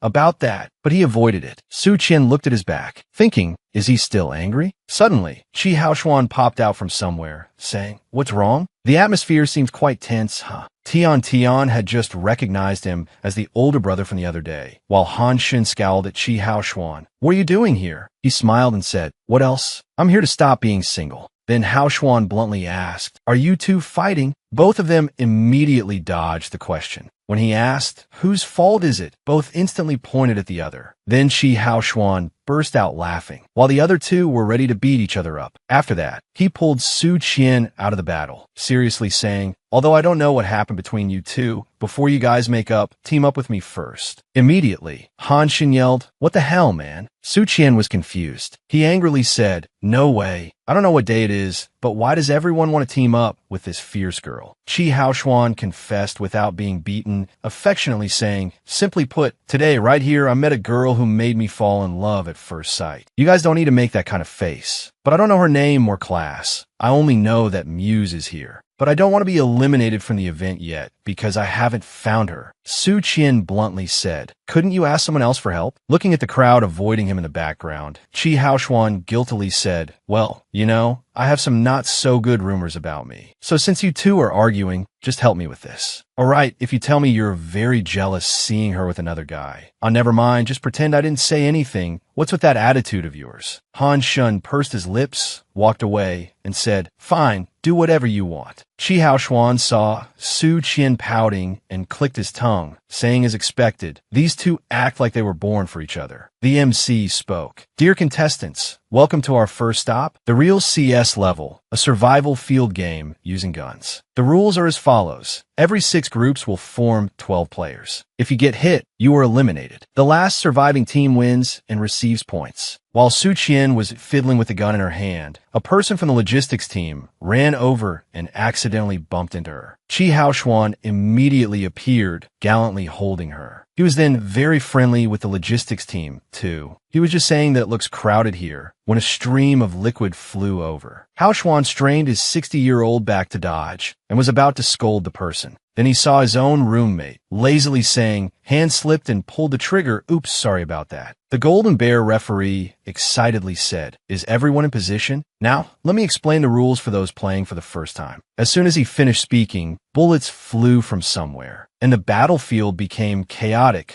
making the referee furious. "Hey, are you really not going to listen to my explanation? I'm the host, after all." However, the players kept going bang pew. pew-pew bang at each other. Qi Haoshuan tucked his 1.8 body away, saying, "It's too chaotic outside right now. Let's not be impulsive and rush out." Su Qian frowned, saying, "What did you say? I can't hear you." So Qi Haoshuan had to signal each word. "If you rush out, you'll die. Do you understand?" She really racked her brain to analyze the data and finally translated it into, "If you rush out, drop him, okay?" Su Qian was excited and gave a thumbs up. Then she rushed out, screaming, "Die, Han Shun," which made Qi Haoshuan cry until his tears ran dry. "What on earth did you understand?" But it was too late. Su Qian was already focused on dodging all of Han Shun's bullets, until he aimed carefully, only to realize the gun was out of ammo. Thus, he was tackled by Su Qian, slamming hard onto the ground and making a mess of the scene. Han Shun called for help. "Referee, isn't this a foul?" The referee lazily said, "Well, none of you wanted to listen to me explain the rules anyway." So the Golden Bear adopted the mindset that as long as he's happy, he'll turn a blind eye to everything else. Announcement: attention all contestants. Everyone is allowed to fight with weapons. I repeat, fighting with weapons is allowed. After all, in a real gunfight, these things are all within the rules. Hearing this, Su Qian swung her gun to hit him, saying, "Give an inch and take a mile. Watch this." Han Shun's face darkened, and he roared, "If that's the case, don't blame me." So he rushed forward and hugged Su Qian's waist tightly. Then he smugly said, "After all, in a real gunfight, these things are all within the rules." Saying that, he picked her up and charged forward, giving Su Qian a scare. "Wait, what are you doing?" The people around were also shocked by this display of using a person as a shield. Sure enough, she took all the bullets, while he laughed heartily and fired his gun, making Su Qian tremble with rage. "Han Shun, go die." After the competition ended, Qi Haoshuan dared to poke his head out. Where did those two run off to? Immediately seeing his bro holding the beauty in his arms, he nodded and said, "What are you doing? Looking so affectionate. Is this intentional for me to see?" Han Shun was breathless, saying, "Not at all. She wanted to drop me." He placed Su Qian down on a chair, smiling. "It's all tactics. Don't you see it's very practical and effective? Now we have 10 points. What do you think? Do you regret not teaming up with me now?" Su Qian gritted her teeth, saying, "Just you wait." Qi Haoshuan, wearing his good boy shirt, helplessly said, "I was wrong. I was truly wrong." The root of the issue was at the fishing competition, where Su Qian and Han Shun used the fish to hit each other. Then it was those two forcefully competing in eating while he was the one paying. Next, Qi Haoshuan became the target for them to throw darts at. He trembled, crying out, "If I had known this from the start, I shouldn't have stepped between you two. Stop ignoring me and fighting with each other in public, okay?" Su Qian and Han Shun said in unison, "We're not fighting." Then they glared at each other and screamed again that it was the other person who started it. So both of them rushed into a fight again, regardless of Qi Haoshuan talking until his mouth went dry. He leaned back, tiredly saying, "Oh God, I wish someone would help me." As soon as he finished speaking, he saw Yuan Tian walking past. Her silhouette was deeply imprinted in his eyes. Qi Haoshuan looked down again. They had even opened bets on whether Su Qian or Han Shun would win the fight. Shun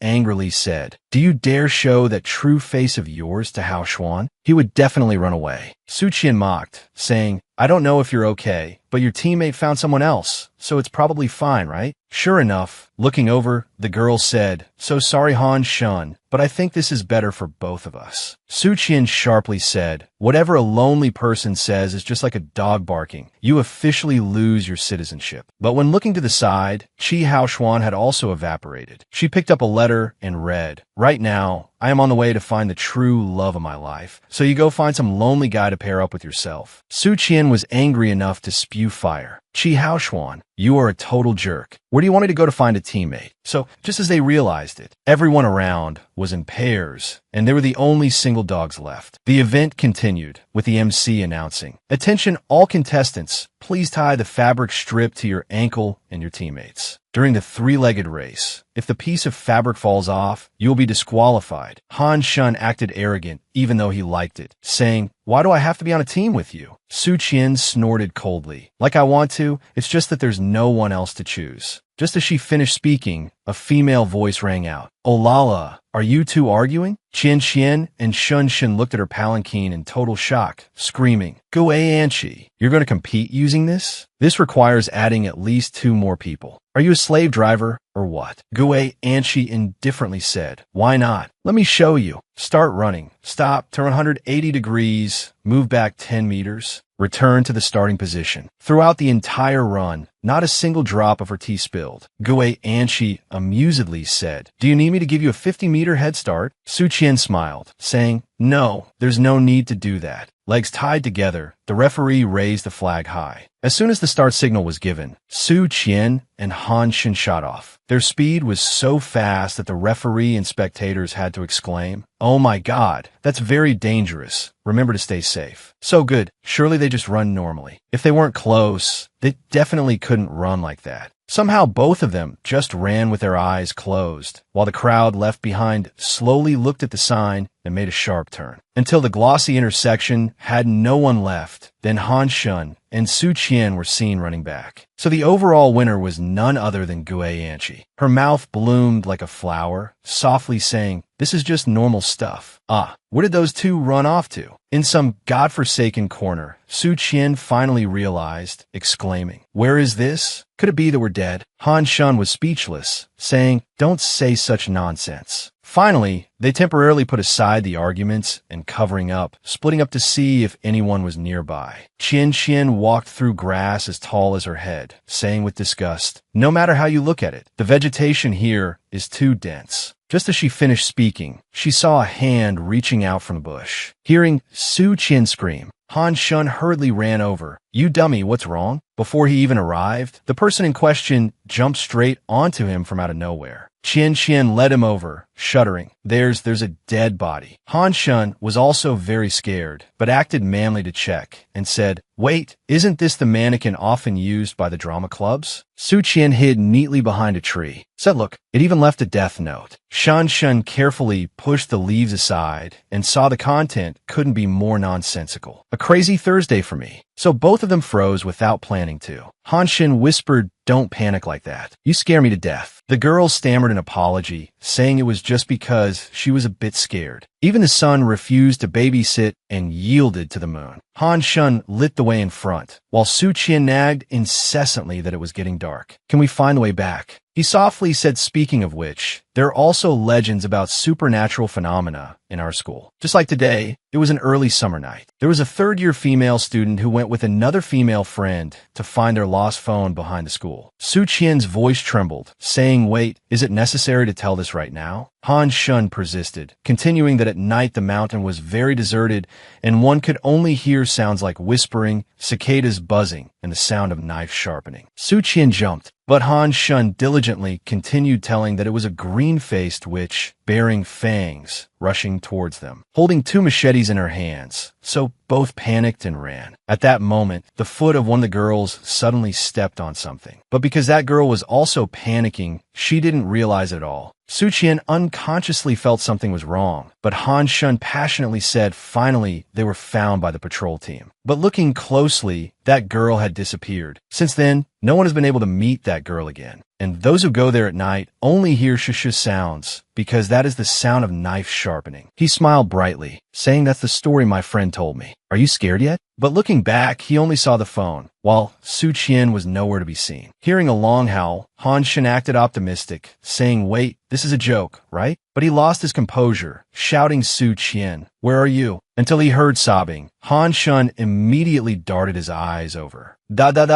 Isao Kian fallen belly up in a bush. He looked and couldn't even feel moved, oh God. So he forcefully cut the lovebird's connection between Su Qian and the bush. Seeing the girl holding her scraped leg, crying pain, So Han Shin hesitated, saying sorry. Was it because I pulled too hard? Chin shook her head, saying no. It's because earlier I was walking without paying attention to my surroundings, so I fell off the edge. Han Shin asked if she was injured then, and she immediately replied no, old man. Because at that moment, Su Qian had entered the zone, using all the kung fu from her childhood until now, jumping, spinning, avoiding, finally landing safely on a tree branch. But the girl was scared by a worm. She scratched her head, saying so I fell into the bush. As soon as the words left his mouth, the shoe was tossed away. Han Shun checked the wound, saying, relax a bit. It's probably not broken. Su Qian couldn't help but laugh, saying, since when is this guy so gentle? So she grabbed on Han Shun's meow meow shirt, listening to him grumble, you really never listen, do you? Get on. Su Qian stood rooted to the spot, letting out a huh. Han Shun turned shy, then angry, saying, do you intend to crawl from here back to the school? Finally, she compromised, obediently letting Han Shun carry her on his back. Along the way, Su Qian thought that at a time like this, she should probably find a topic to talk about. So she feigned interest, asking, all right, what was the next part of that ghost story earlier? Han Shun was speechless, saying, you really are a piece of work. Is your foot hurting less? Su Qian chuckled, are you still worried about me? Han Qian retourted competitively, just kidding. If you can't participate in the club's training course, your coach will kill me. Su Qian puffed out her cheeks, saying, hey, are you still mad at me about the Gui Anchi incident? The other person was silent for a long time, then let out a which surprised her. Thus, the two started bickering again, disturbing the forest. Why? What did I do wrong? I don't know, you just annoyed me. It's all because you started it. What? Don't talk nonsense. After that, Han Shun coughed dryly and said, anyway, I don't have feelings for her right now, so please don't pair me up with others anymore. Su Qian let out an oh, leaned close to his ear, and said, in that case, who is the girl that makes your heart flutter right now? On the other side, Qi Haoshuan was still diligently chasing after Yuan Tian's figure. He bravely called out, hey, classmate, please wait for me a moment, but was accidentally drowned out by the loudspeaker. Contestants who want to go to the next event location, please come here to line up. So he was pushed out, but stubbornly tried to squeeze back into the crowd, thinking, if I let her run away this time, who knows when we'll meet again. Qi Haoshuan reached out, secretly rejoicing when he caught a small arm. But somehow, the person turned out to be his roommate. Qi Haoshuan said with disgust, Renhuai Jin, what are you doing here? The other guy frowned, saying, that's my line to ask you, while the crowd continued to take photos. After calming down, Renhuai Jin cracked open a can of Coke and asked, is it a girl from the student council? Qi Haoshuan drank while giving an affirmative hum. Huai Jin clicked his tongue, saying, another girl caught your eye? Qi Haoshuan was full of spirit, saying, isn't that question redundant? I'm really serious this time. Have you never liked someone at first sight? For me, the first time I saw her, I suddenly had this feeling like,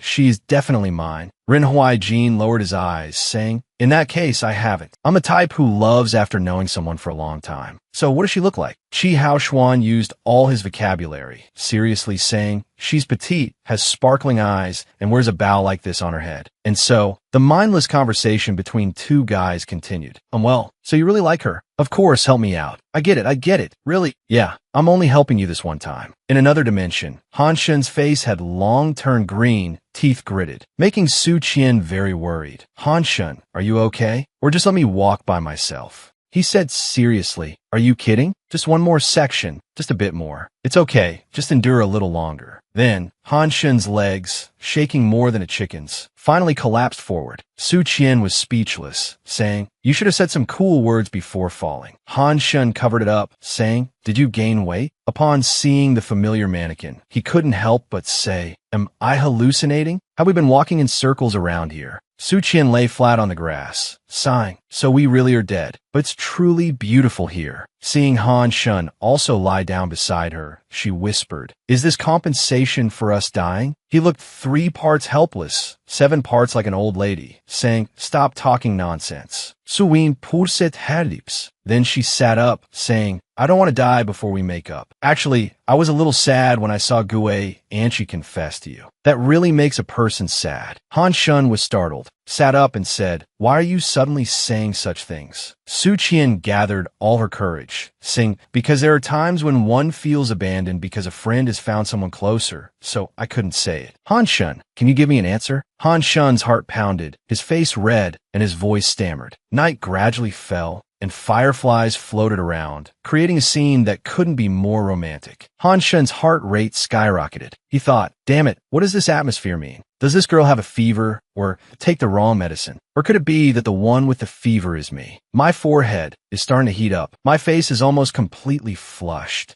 Thus, Han Shun's words and inner thoughts conflicted, not matching up. Wait, what am I babbling about? Can I really really be by your side? No, no, don't let this atmosphere carry me away. Just as he bravely poured out his heart to the girl, he started coughing, cough, cough, cough. Su Qian worriedly said, "What's happening? Why is there so much smoke rising?" Han Shun covered his nose, saying, "It must be smoke coming from the forest, if so then." The words forest fire flashed through his mind. Han Shun urgently pulled Su Qian onto his shoulder. "Stand up, we have to get out of here." Then the two of them once again carried each other, running through the forest. Han Shun gritted his teeth, thinking, damn it, the mountain road is bumpy and hard to walk, and visibility is low. I don't know where this smoke is coming from. I wonder if anyone can hear me shouting. At least even one person would be enough. Han Shun's legs tried to stay as steady as possible, but in the end, they encountered a landslide, causing both of them to free fall down below. Su Qian was quick-eyed and quick-handed, grabbing tightly onto a tree branch, then tried her best to hold onto Han Shun's hand. She worriedly said, "Are you okay? I'll pull you up now."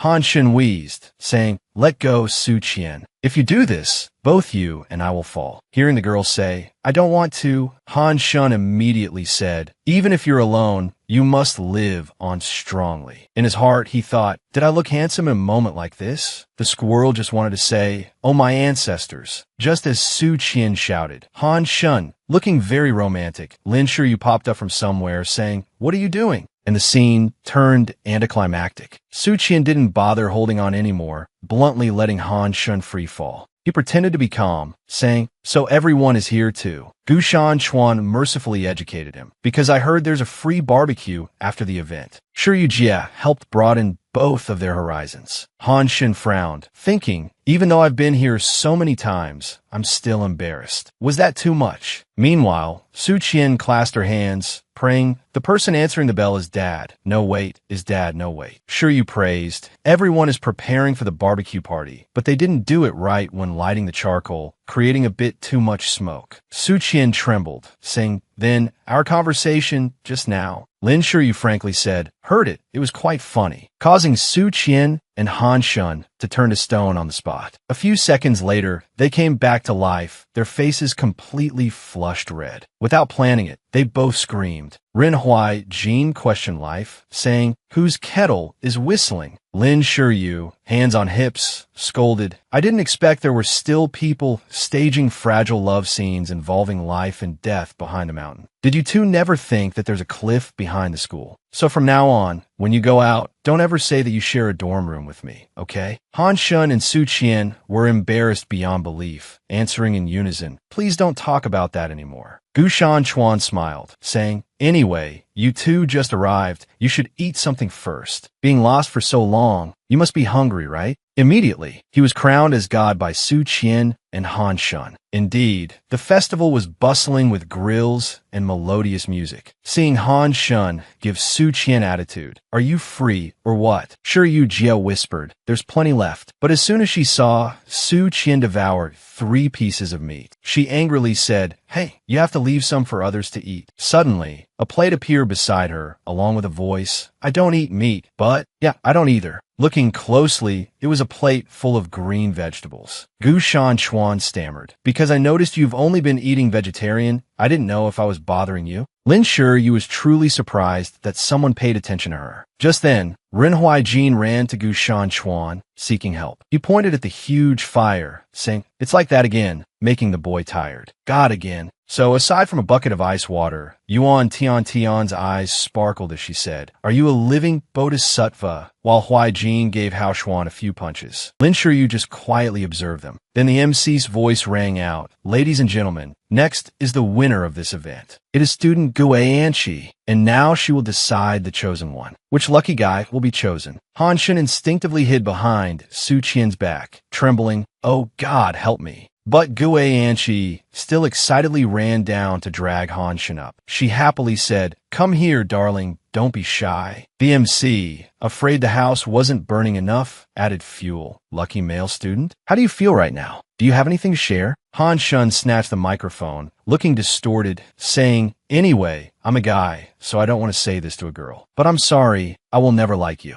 Gu Anqi kept a straight face, saying, up to you, causing Han Shun to lose face in front of the crowd. But she continued, because I just want to see Noel return. From the dialogue of the first season to the plot, I've prepared it all. You just need to lend me your face. That's all. Han Shun's face turned black, saying, "Help me, oh God." The crowd below quickly pulled out their phones, exclaiming, "Is that so? Those clothes look really interesting. Looks like this one. Isn't this a game? I think it's called Star Idol Wish Festival. Look at the boy in the middle." Rin Huai Jin and Chi Haoshuan also had to exclaim, "He really does look like Han Shun. So, is he being conceited?" Han Shun, suffering from being photographed from 360 degrees, sulked, "That's mean. I can hear everything." Meanwhile, Su Qian was still munching on grilled meat. She became quiet, recalling, what did he say back then? But a second later, she was amused by the scene of Gue Anchi showing off her collectibles and the male dorm civil war. Su Qian thought to herself, whatever, it's pretty good right now anyway. Outside, it was getting chilly. Han Shun was curled up a blanket, trembling. Oh, it's so cold. Why did the temperature drop so suddenly? Does this city not have autumn? Because his stomach was growling, Han Shun had to lift his trembling legs down. Even so, I have to go eat eventually. Is anyone going to the cafeteria?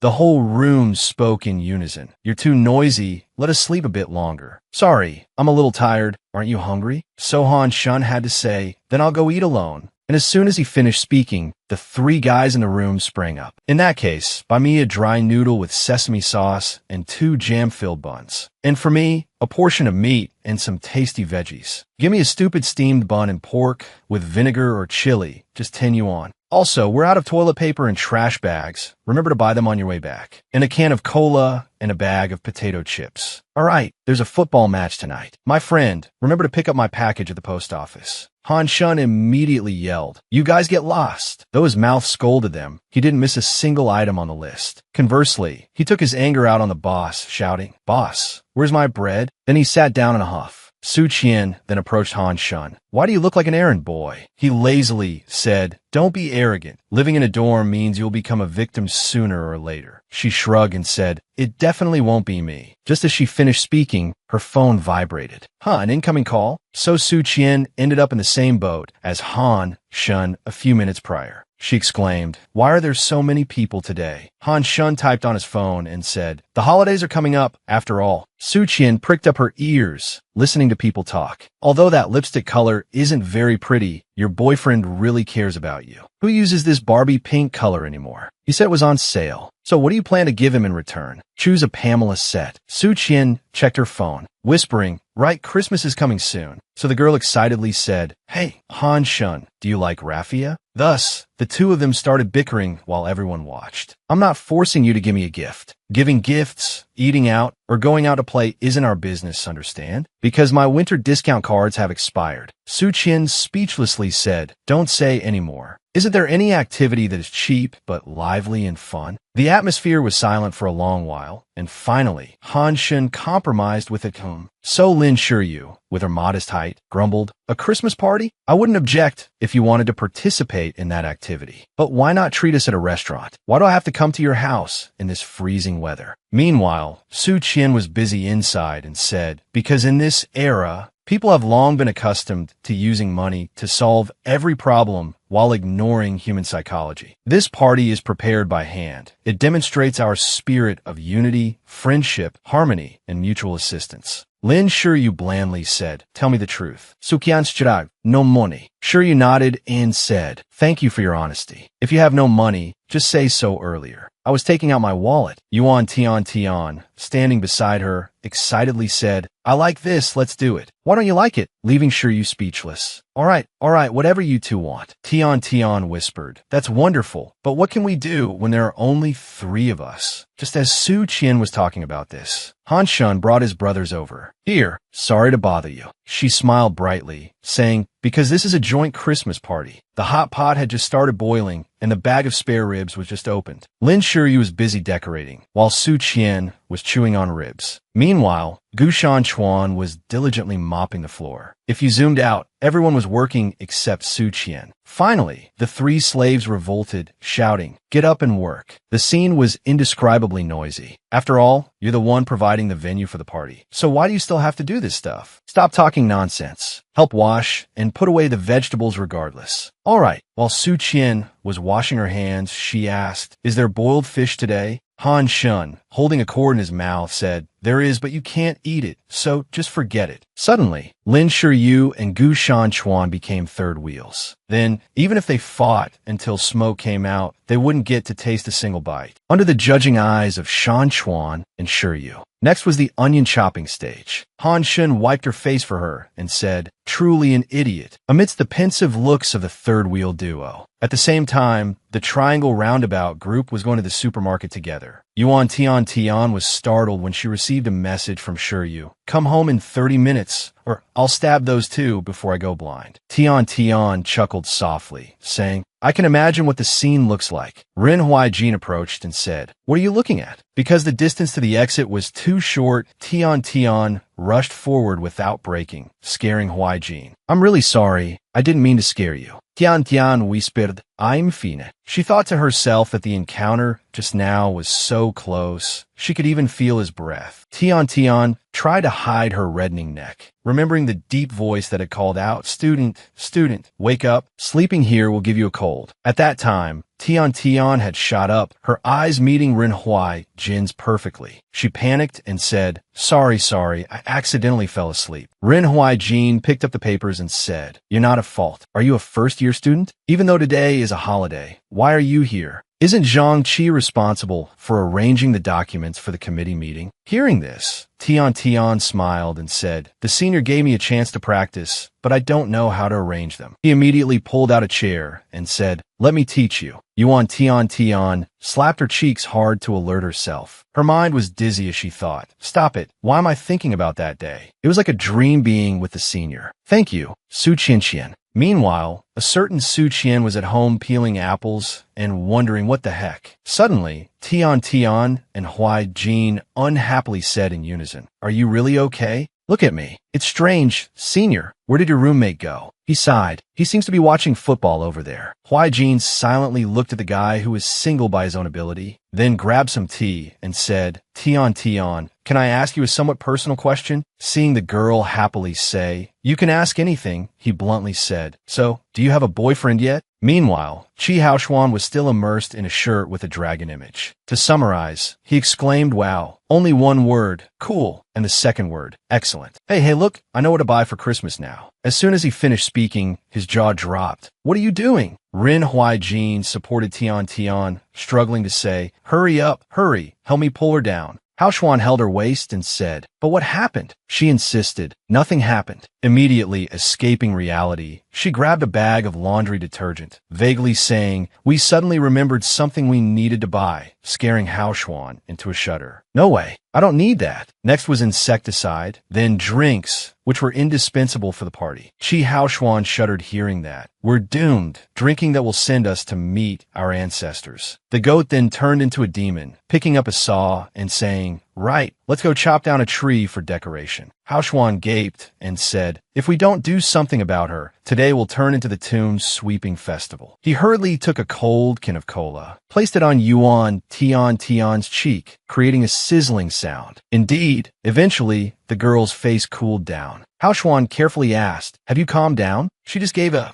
ending the nightmare shopping spree. Qi Haoshuan sincerely asked, "What did you two do to end up like this?" Seeing Ren Huaijin wanting to confess, Tian quickly stopped him. She smiled and said, "Because the air in the supermarket wasn't very good, I just couldn't breathe." Qi Haoshuan whispered, "Okay, then let's pay and go back quickly." Seeing the girl beside him sigh, Huaijin whispered, "Perhaps I was too presumptuous. Just pretend I didn't say anything." He smiled, then turned his back to chase after Haoshuan. Yuan Tian remained dazed on the spot. Finally, she gathered all her courage and said, "Not yet. I don't have a boyfriend yet." Her hand trembled. Then she walked past Ren Huaijin and said, "That's all." He stood silently on the spot. Then he looked at Qi Haoshuan with concern. Is the kid still staring blankly? The corners of Huaijin's lips actually drooped. Finally, the fireworks were loaded, and the joint Christmas party officially toasted. Su Qian gulped down her drink, satisfyingly saying, "So refreshing." This made Han Shun unable to suppress a public critique. "Can you not act like a middle-aged uncle?" Seeing someone ask, "How did you guys decorate all this in such a short time?" Gu Shanchuan and Lin Shiyu whispered, "We just hung it up. The store probably made a decent profit." Huai Jin smiled, "Sorry to trouble everyone." Tian excitedly asked, "So when do we get to open presents?" As soon as she finished, Qi Haoshuan frowned and remarked, "That reminds me, let me ask something. Which guy stacked this pile of gifts here? It looks truly insane, stacked so uglily." Meanwhile, Su Qian had crawled into the fridge, saying loudly, "Out of cola, I'll take whatever is left." So the girl hugged many colorful cans and came out. Suddenly, a pink can fell to the ground. How on earth did it have a constitution just like Su Qian, able to bounce all the way down a long path? Until they shouted 1, 2, 3, cheers, the can finally flipped over, revealing the word alcohol on its body. Ending the meal, it came to the drinking session along with a shocking Q&A round. A floor mop? Wrong. Vacuum cleaner? Wrong. The answer is incorrect. Han Shen looked at the stupid appearances of Qi Haoshuan and Gu Shanchuan and irritably said, "Who could guess that?" Lin Shiyu and Yuan Tian excitedly flipped to the next keyword, which was the wall. Han Shen signaled, asking, "Is this okay?" Su Qian shyly said, "I'm fine. What about you?" As soon as he finished speaking, he reached out and pinned Su Qian tightly against the wall. This stupid action deserved her strangling him, scolding, "What were you thinking doing that?" Meanwhile, Qi Haoshuan was a desert, busy looking for water to drink. His eyes fell upon that pink alcohol can, and his gaze gradually lost its humanity. Qi Haoshuan poured the alcohol into a cup, handed it to Su Qian, and said, calm down, calm down." With anger already inside her, she closed her eyes and drank it all. Ren Huai Jin whispered, "All right, don't let this go too far." Haoshuan grinned and said, "It's fine. The alcohol content is very low." So both of them watched intently as Su Qian burped. Then one was speechless while the other delighted in seeing the girl drunk as a skunk. While Han Shen was rambling after the party, "I will move out and rent a floor of a high-end apartment. What about your roommate?" Su Qian rushed quickly from behind, spilling cola all over his face. He intended to get angry, but looking back, he saw his childhood friend looking too seductive, saying, "Han Shun, I'm hot," making his heart skip a beat. He patted Su Qian's head and said, "I know, let me turn on the AC. It's hot, so don't stick so close to me or it'll get hotter." Just as Qi Haoshuan smirked, thinking it didn't seem seductive enough, Su Qian grabbed Han Shun's shoulders, stood on tiptoes, and kissed him on the cheek, causing all 5 crew members to be stunned. Then the crew members reacted by freezing in place as they saw Han Shun sigh. Then, while pinching Su Qian's cheek, he coldly said, "Are you sober right now?" Seeing Han Shun leave, Gu Shanchuan couldn't help but say, "Is this a daily occurrence for childhood sweethearts?" Qi Haoshuan didn't let up, asking Han Shun, "Don't tell me you didn't feel even a little flutter?" He huffed, "Nonsense. Don't you know how long I've known her?" Then he quickly ran into a hidden corner and turned on the light. He hurriedly used cold water to extinguish the flush on his face, slowly thinking, "This isn't good.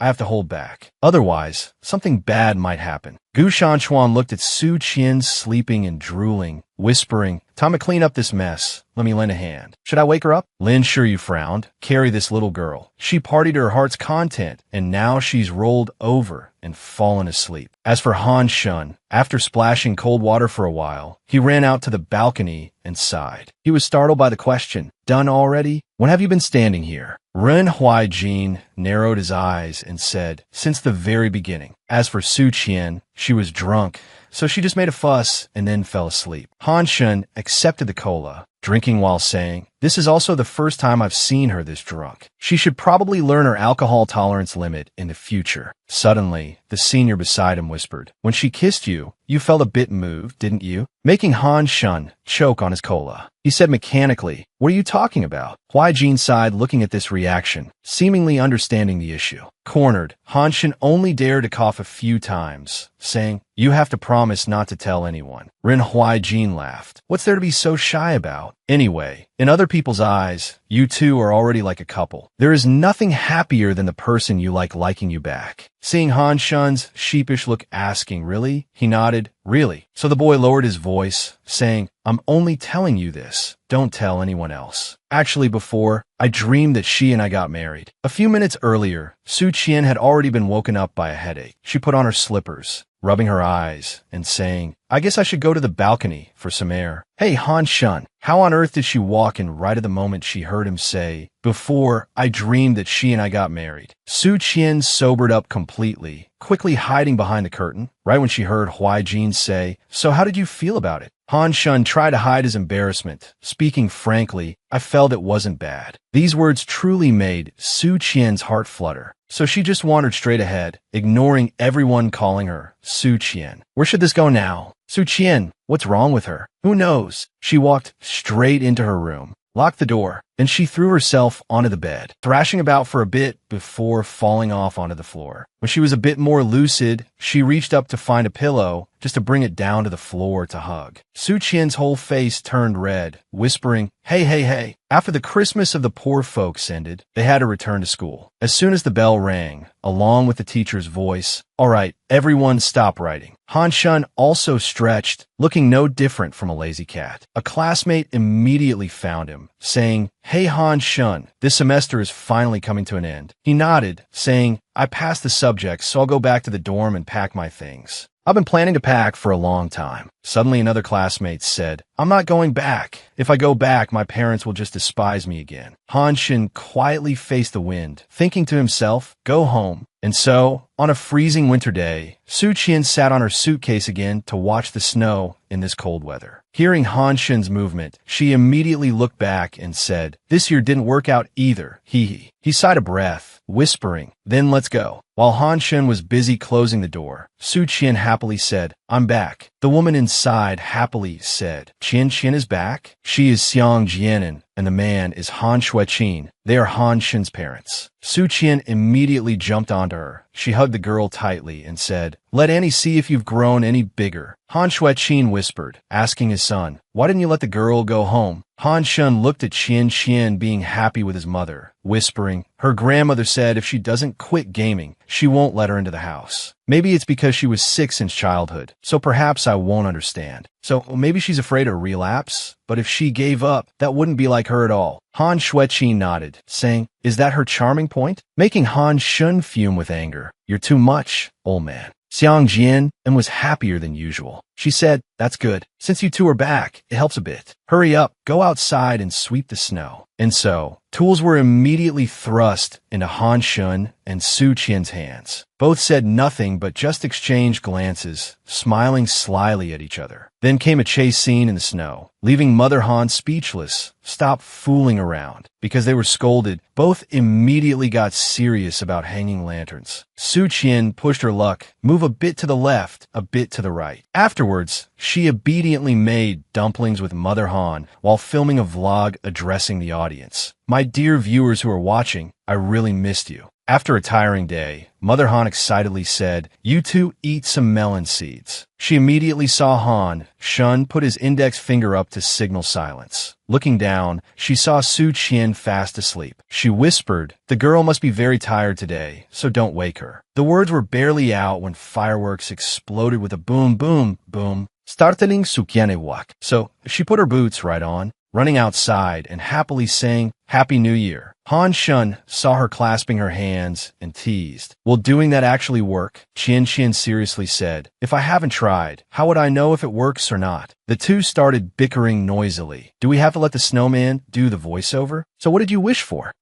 Why should I tell you? While watching the brilliant fireworks, Su Qian thought to herself, in the coming year, I hope that we can still be together. After a sky-shaking fireworks display, Su Qian started complaining again. So boring, there aren't even cockroaches to catch. Turning to see Han Shun still acting nonchalant, she got petty, strangling his neck while scolding. I said it's too boring. Why aren't you responding, huh? Then Qian rolled onto the floor, throwing a tantrum. Since the holidays started, I've only eaten and slept every single day. If this keeps up, I'll turn into a pig. Han Shun whispered, then do you want to do winter homework? She bluntly said, no. Then she excitedly said to herself, how about we play games together now? And this was the in-game world. Everyone had been there since the afternoon. Then the noob, Su Qian, arrived, happily saying, "My brothers." Yuan Tian stammered, "We haven't started playing yet, but did you buy any costumes?" Qian philosophically said, "Of course I did, because skill may be temporary, but fashion is forever." Han Shun was speechless, saying, "I don't think that's what she meant, but I'm sure Gu Shanchuan is working part-time. But where is brother Run Huaijin?" Qi Haoshuan lazily said, "He said he has no interest in these games. He's been ignoring me lately too. I don't know what he wants to do anymore. But whatever, let's talk about something else." So Qi Haoshuan quickly panned the camera down, exclaiming, "That's right, you're the tall and big type, but you still need high heels?" Han Shun whispered, "You mean this? Does it not look okay?" Haoshuan quickly showed off his muscles, proudly saying, "Of course not. So only guys full of wild hormones like me can be called men." Han Shun lifted the high heels, saying, "But this is legendary equipment. It adds 17% physical damage and 10% HP. Attacks have continuous toxicity, and forming a two-piece set adds 6 critical hit points. Plus it can be inscribed with gold letters." After hearing that rap, Qi Haoshuan realized he was just a noob. So he rushed in to mug Han Shun. "Take it off and give it to me quickly," leaving the onlookers speechless. What is wrong with them? According to my intuition, it's best not to ask anything. After a struggle, Han Shun coughed and said,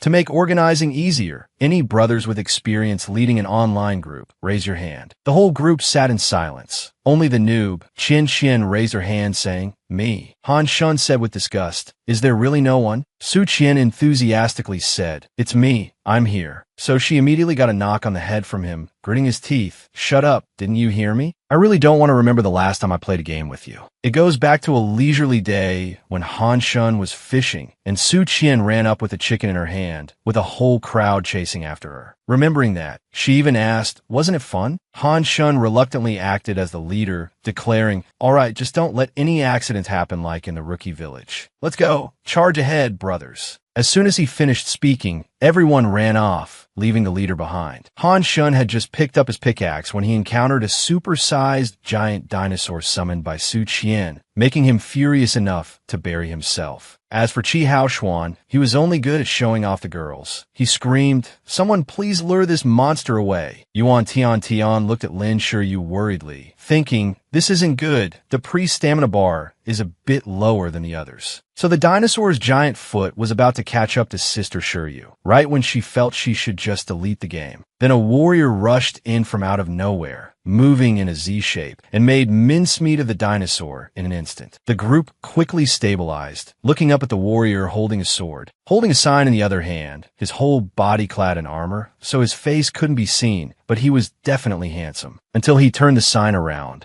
On it was written, "Play along, 20 yuan per hour, emergency rescue, 500 yuan per time," making everyone down below freeze in shock. They paid the money and quickly dispersed, saying, "What a buzzkill." Only Lin Shiyu noticed the warrior's sad expression. He hid in the forest and wandered alone. It turned out that warrior was none other than Gu Shanchuan. Lin Shiyu found him, acting like a big sister, saying, "Play with you? If I rent you for a day, how much will it cost?" She patiently repeated, "So how much would it cost to rent you for about a day? Think about how much it costs." Gu Shanchuan swallowed hard, thinking, "I've been discovered." Now is Shan Chuan's monologue. He sighed, "At that time in my mind, I only thought about this. Once upon a time, from a very long time ago. Back then, I just realized that my family was different from other families. While my peers were at cram schools, I had to work to support my family. And while those friends were thinking about how to manage their lucky money, I was calculating how many jobs I had to do to pay the monthly interest on my debt. Even so, I was still accepted into university like everyone else and lived until I was 18 in normal health. Being able to live a life like others thanks to my own efforts is something I value greatly. It's something I've always believed in. And I never hid my family background from my friends. Even so, they still treated me very normally. Every time Gu Shanchuan said goodbye to go to work, the brothers in the room always said, "Go safely. By the way, when you come back, help me check if the model shop on E Street is still open." Gu Shanchuan thought to himself, "We never had a wealth gap, but until one day. The guys from the dorm happened to stop by the cafe. They were surprised and said, 'Gu Shanchuan, so you were part-time here? Why didn't you tell us? Working here is good, Lots of friends around anyway. So have you seen any pretty girls here? Shan Chuan was speechless and said, do you think about anything other than girls? Just as a customer called for the bill, he ran off quickly to attend to them. At that moment, Shan Chuan thought to himself, we're just friends, so that kind of thing won't happen here. While he was lost in thought, Lin Shiryu was still by his side, softly calling, Gu Shan Chuan. Gu Shan Chuan, is it really that difficult? He snapped out of it and said, I'm sorry, sis. I probably can't take this job. Shiryu observed him quietly, then stood up and said, all right then. This cut the conversation short, making Shan Chuan gasp. Is something wrong? I thought you would ask why. So you want me to ask you? That's not what I meant.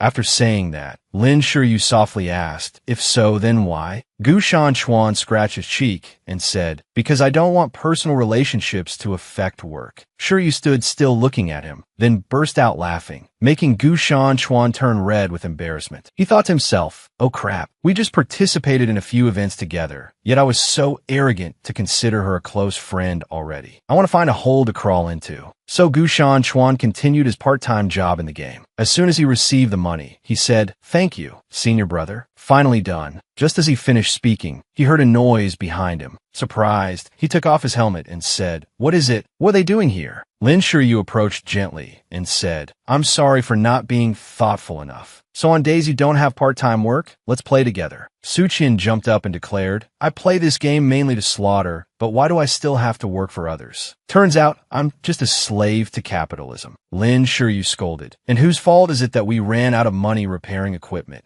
The girl just giggled. Hee hee. Tian asked softly, by the way, have you seen Han Shun anywhere? Chi Haoshuan pointed his thumb upwards. That guy Han Shun had actually climbed onto the roof, his hood covering his face. He looked very pretentious, reciting lines about walking in the darkness to serve the light, acting all cool and mysterious. Then he jumped down. With the ultimate move, kill a man every 10 steps, leave no trace for 1,000 miles. He successfully landed on a hay cart. Suddenly, Su Qian exclaimed, I think I forgot the pitchfork inside. So, in the novice village, a wanted poster for the pitchfork thief was immediately posted with a reward of 10 gold coins. It came with a tearful letter. That was the first keepsake from my parents. I hope adventurers can help me find it. The whole group was holding back laughter at the pitchfork stuck on Han Shin's head. He aggressively asked the villagers, is it that funny? Everyone shook their heads. He turned to ask his two friends, is something funny? Chi Haoshuan and Yuan also said no. But when he asked Su Qian, glaring, is it that funny? She immediately replied, it is funny. So the two of them immediately started bickering, annoying Chi Haoshuan, who asked, is there really no way to take it off? Lin Shiryu sipped her milk tea and replied, didn't you just try? Maybe it's a game mechanic? Actually, I think we just need to treat him as the pitchfork thief and hand him over to the NPC. Han Shin protested, I don't want to be humiliated. Lin Shiryu opened her screen and said softly, then let me see if there's a quest with an item that can help you. Here it is. A dual quest. Explore the Valley of Love to find a missing girl. If it's a search quest, our current gear should be fine. The forums also say the scenery there is beautiful. It's a famous dating spot for couples in the game. Chi Haoshuan, acting cool despite his addiction, said, well, there's no other choice. We have to go for the sake of my sworn brother. The group quickly traveled to the Valley of Love. However, the atmosphere was gloomy, not romantic like Lin Shiryu had described at all. Su Qian picked up a skull and asked, is this the place where you said people usually date? Han Shin murmured, maybe something happened here. Tian said seriously, look, what's that at the entrance? Men and women who enter this valley hand in hand will be married. Lin Shiryu laughed loudly, while Tian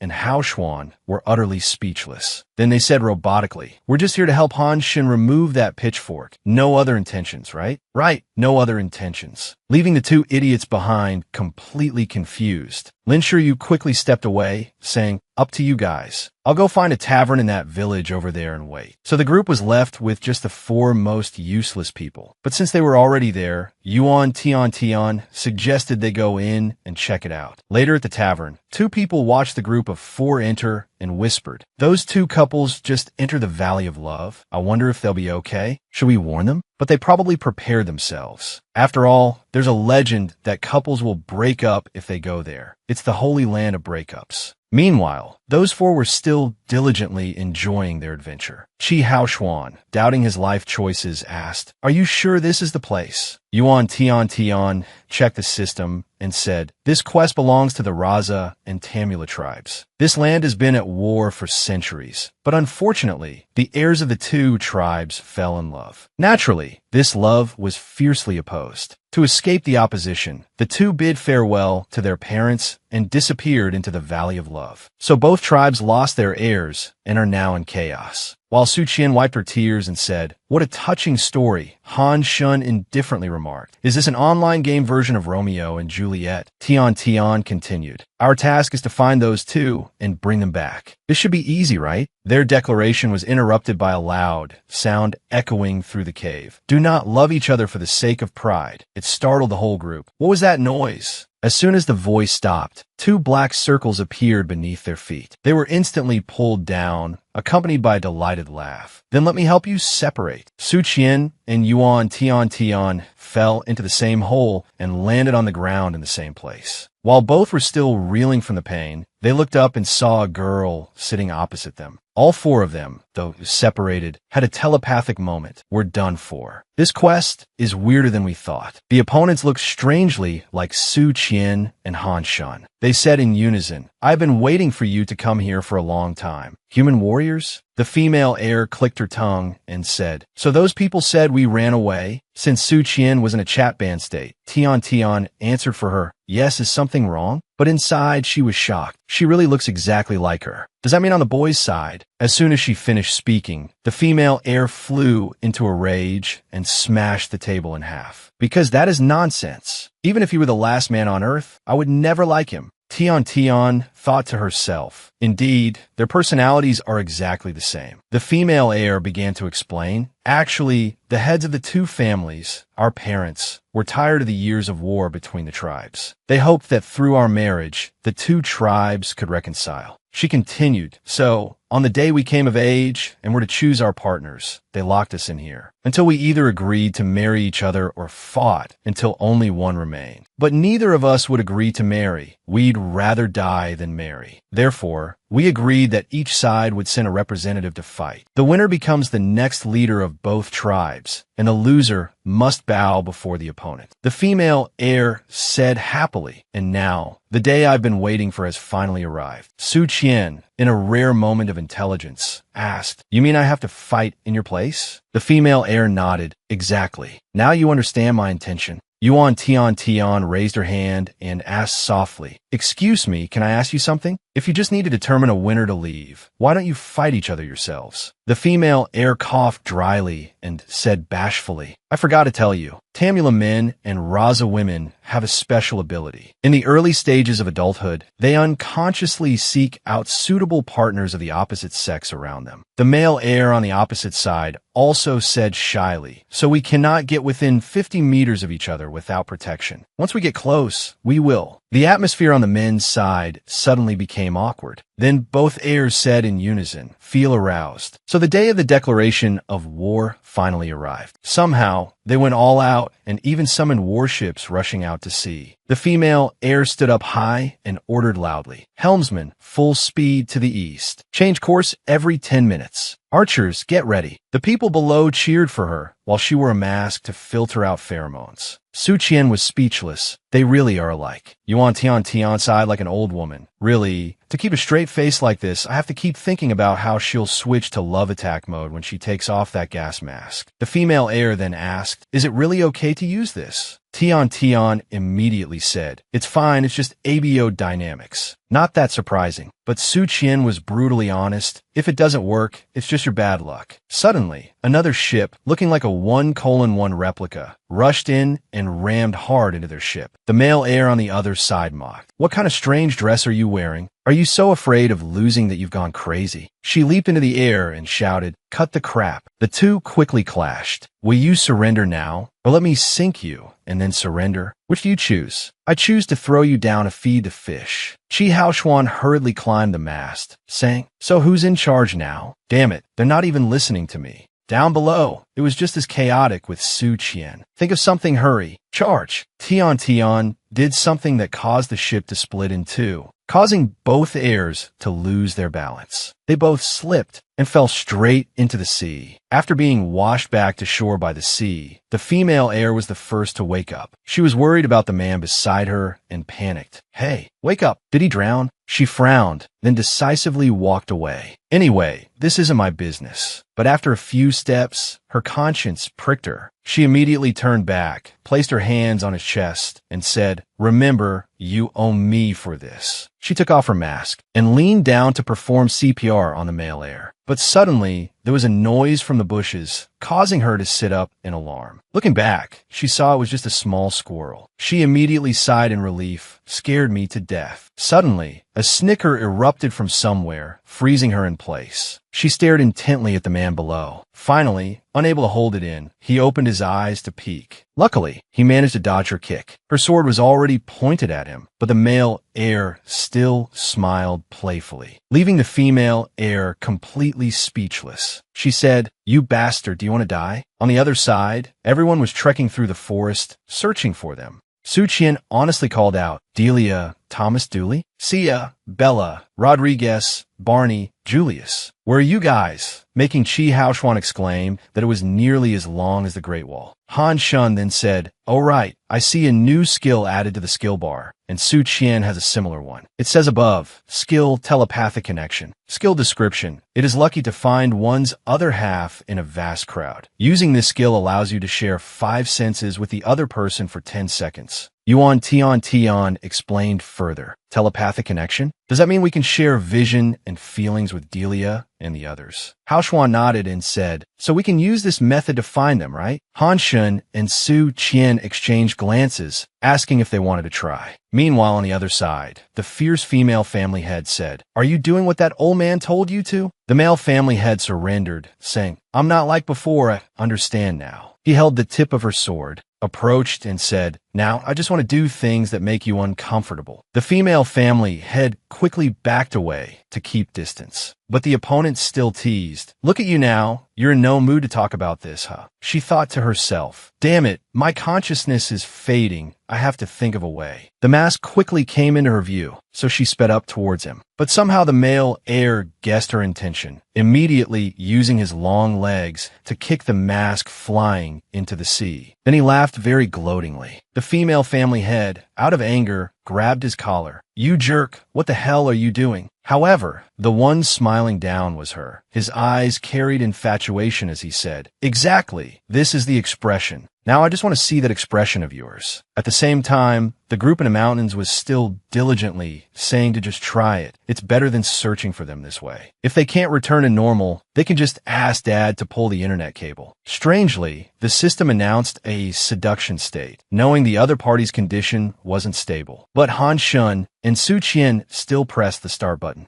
At that moment, the female heir thought, "I'm done for if this continues." Immediately, all senses and the surrounding scenery were scanned by the system. Han Shun held his head in pain, then stared blankly ahead. He saw the image of a person identical to Su Qian. The first sentence he uttered was, "What the hell are those two doing?" Han Shun thought to himself, panting, slender wrists? What on earth is happening? His mind was a mess, unable to think of anything. So, are we in that kind of relationship? Upon seeing the other side kissing, Qian Qian and Shun Shun jumped in surprise simultaneously. Yuan Tian was curious, asking, "How is it? Did you see them?" Both remained silent. Then, as their eyes met, they both shuddered. The female heir whispered, "What happened?" The male heir frankly said, "It was like you lost consciousness for a while. So, do you want to continue doing that?" Just as he finished speaking, Su Qian and Han Shun ran over like the wind, screaming, "Wait." The male heir looked at them with a question mark, only to be gifted a kick by Han Shun that sent him flying 1,000 meters straight into the sea. As for Qian Qian, she bared her teeth, grabbed the female heir, and said, "This is an impure male-female relationship. What are you thinking?" The result was the male heir being fished up from the sea, then tied to a tree trunk. Chi Haoxuan dusted off his hands, saying, "Good, tonight will probably be quieter. But where is that girl?" Yuan Tian was speechless, reporting live. "She looks very regretful, locking herself in the room and refusing to come out." Seconds later, Tian cleared her throat and asked, "By the way, what the hell happened?" startling Han Shun. But he tried to appear calm. "I've told you many times that nothing happened." Chi Haoxuan teased, "Let's assume you're telling the truth. Then why are you sitting over there?" Han Shun, sitting 800 meters away, still tried to raise his voice, screaming, "Just leave me alone, okay?" He quietly looked at Su Qian's back, recalling the scene earlier. He thought, does that count as me kissing? No, that wasn't my body, so it doesn't count. Anyway, this is just a game, so I shouldn't care. Besides, that girl surely won't mind. But when he met Su Qian's eyes, and she avoided him, Han Shun immediately contorted his face, screaming without daring to make a sound. He thought, that girl, I worried about her like that, and she doesn't care about me at all? Everyone was eagerly eating dinner, while Shun was being touchy. He stood up, thinking, it's funny really, wasn't that just an accident? While it caused trouble. So he banged his own head against the tree, then hugged the big bump, scolding, damn it. A stream of magic flowed into Han Shun's head, and the trident finally disappeared. The female heir whispered, it's done. While the other two were hugging and crying boo-hoo, only Yuan Tian was serious, asking, is this okay? Clearly the mission isn't finished, but you've already given the reward. The female heir whispered, at first I asked you guys to defeat Kalamo and seize the succession position, but now it's not important anymore. Recalling the recent scene, she continued, I had the chance to kill him, but I didn't take it, and almost had that kind of relationship with the enemy. Perhaps I no longer have the honor of an heir, so just release him after I leave. I don't want to see him again. Yuan Tian wanted to comfort her, saying, why did it turn out like this? Is there really no solution? Just as she finished, Su Qian rushed over, pinning the female family head against the bookshelf, shouting, no, clearly you're lying to yourself, so stop saying those meaningless words. What did she just say? Qian immediately hurried to explain. You see it too. We are alike in every way. Aspects like personality or emotions are very similar. Maybe that's why I understand a bit. Maybe just a little. Su Qian frowned at the opponent, firmly stating, but you don't hate him, right? The female family head became flustered. What do you know? Su Qian immediately interrupted. I know. She thought to herself, happiness is growing up together. Even if we don't like each other, it's okay. There are times fighting with him and making him cry, swearing to oneself never to get involved with him again. Su Qian firmly said, I know almost everything, and you know that perhaps only the days spent by the other side are happiness. Han Shun wanted to step in to stop her, but Su Qian was already fired up, so she bluntly said, therefore, if you don't want to meet again, I won't accept it. Startling Han Shun, who panicked without being asked, rambling,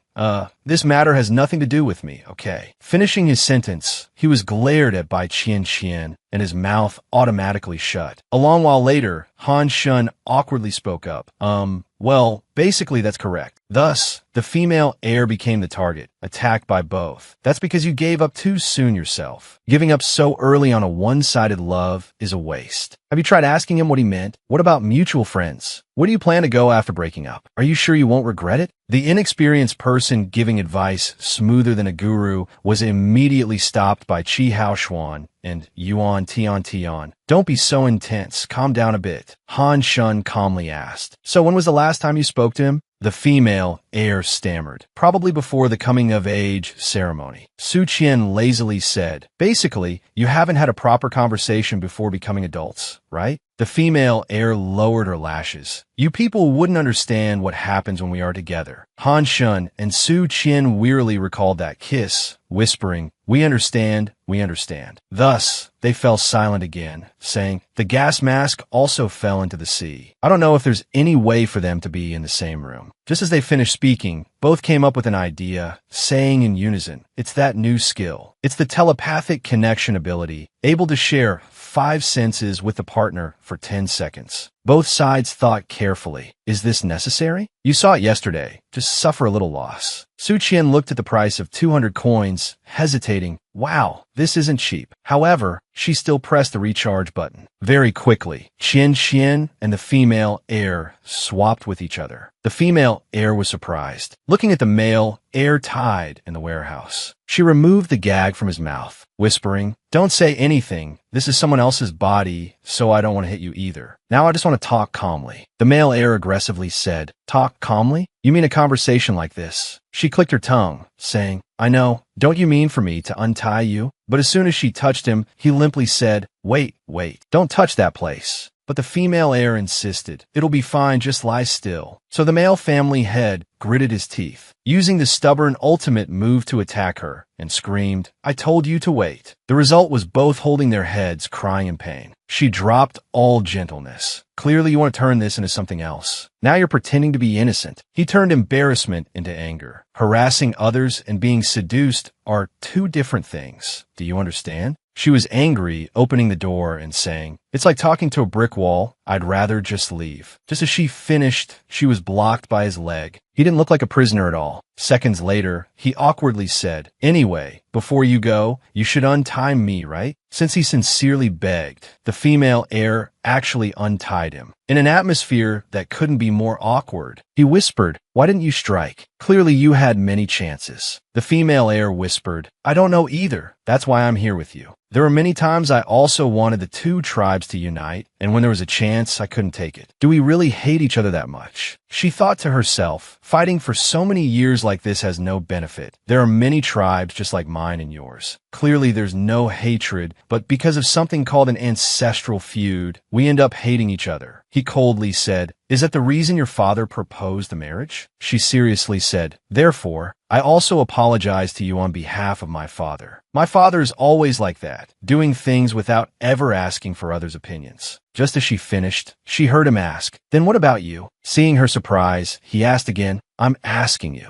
The female family head clenched her hands, saying, WH, what are you saying? I'm asking for your opinion. But wait a minute. Do you know what you just said? He sighed heavily, and the atmosphere fell into an awkward stalemate. Only the sound of the clock ticking remained. She thought to herself, crap, should I say something to soothe the atmosphere right now? It's all because he said those nonsense words that made me worry so much. Then acting as if he was abandoned, maybe he likes it. Before I could even think, he approached, smiling and saying, I like you. Is that what you were thinking just now? Not joking at all. He even smiled, saying, I think you're too narcissistic. She gritted her teeth and said, Weren't you the one who proposed marriage or something? The foolish heir answered, I thought we would definitely get married. Seeing her visible surprise, he seriously said, Unlike your tribe, my tribe has been manipulating my mind since I was little. Every day they brought out your painting, then nag, look, this is your future wife. And then for 10 years, so I thought that was it and had prepared myself mentally beforehand. But in the end, you refused this marriage. Do you know how I felt at that time? The female heir panicked, saying, Stop it, but he stubbornly said, What? I haven't finished complaining yet. So both started a Q&A session. Put that aside for a bit. I need to ask a few questions to confirm. So, 10 years ago when we fought fiercely, we were nothing to each other. But you actually mistook us for being fiancés. Correct. The male heir just finished speaking, immediately wanting to dig a hole to bury himself. So she had a good laugh, truly a fool. Making him fume, don't laugh. She smiled brightly, saying, It's been a long time since I talked to you like this. He put on airs, saying, Think whatever you want. She smiled and said, All right then, I have a proposal. Do you want to hear it? Finally, after 3 days of playing the game, Su Qian's group completed the mission and said goodbye to this land. Yuan Tian couldn't help but exclaim, I didn't expect them to choose to go back, usurp the throne, and deal with the person who caused the problem. How boring. Su Qian gave a thumbs up, saying, Isn't that good? No need to force them to marry. Hatred is removed, beneficial for both sides. Han Shen whispered, But they still have pheromones, so it won't be easy to live in peace, right? Tian said, Oh well, I gave her a new mask. Han Shen curiously asked, You had that? Why didn't you take it out sooner? Making her stammer, saying, Because its shape is a bit. On the other side, the male family head just put on a muzzle, mumbling, Does it look funny? The female family head twirled the key in her hand, smugly saying, Not bad at all. It suits you very much. Don't you blame me, because if it's removed, something bad will happen. He chased after her, asking softly, Can I never take it off for my whole life? Just as he finished speaking, she leaned close to his ear, saying, But perhaps on a certain night. We will do that, because whatever happens, the two of us never agree on anything. But perhaps this is the only thing I agree with you on. It really is more fun to tease people than to be teased, making the male family head furious. Having played the game to their heart's content, finally they had to return to normal life with milk tea. Everyone was fine, except Yuan Tian,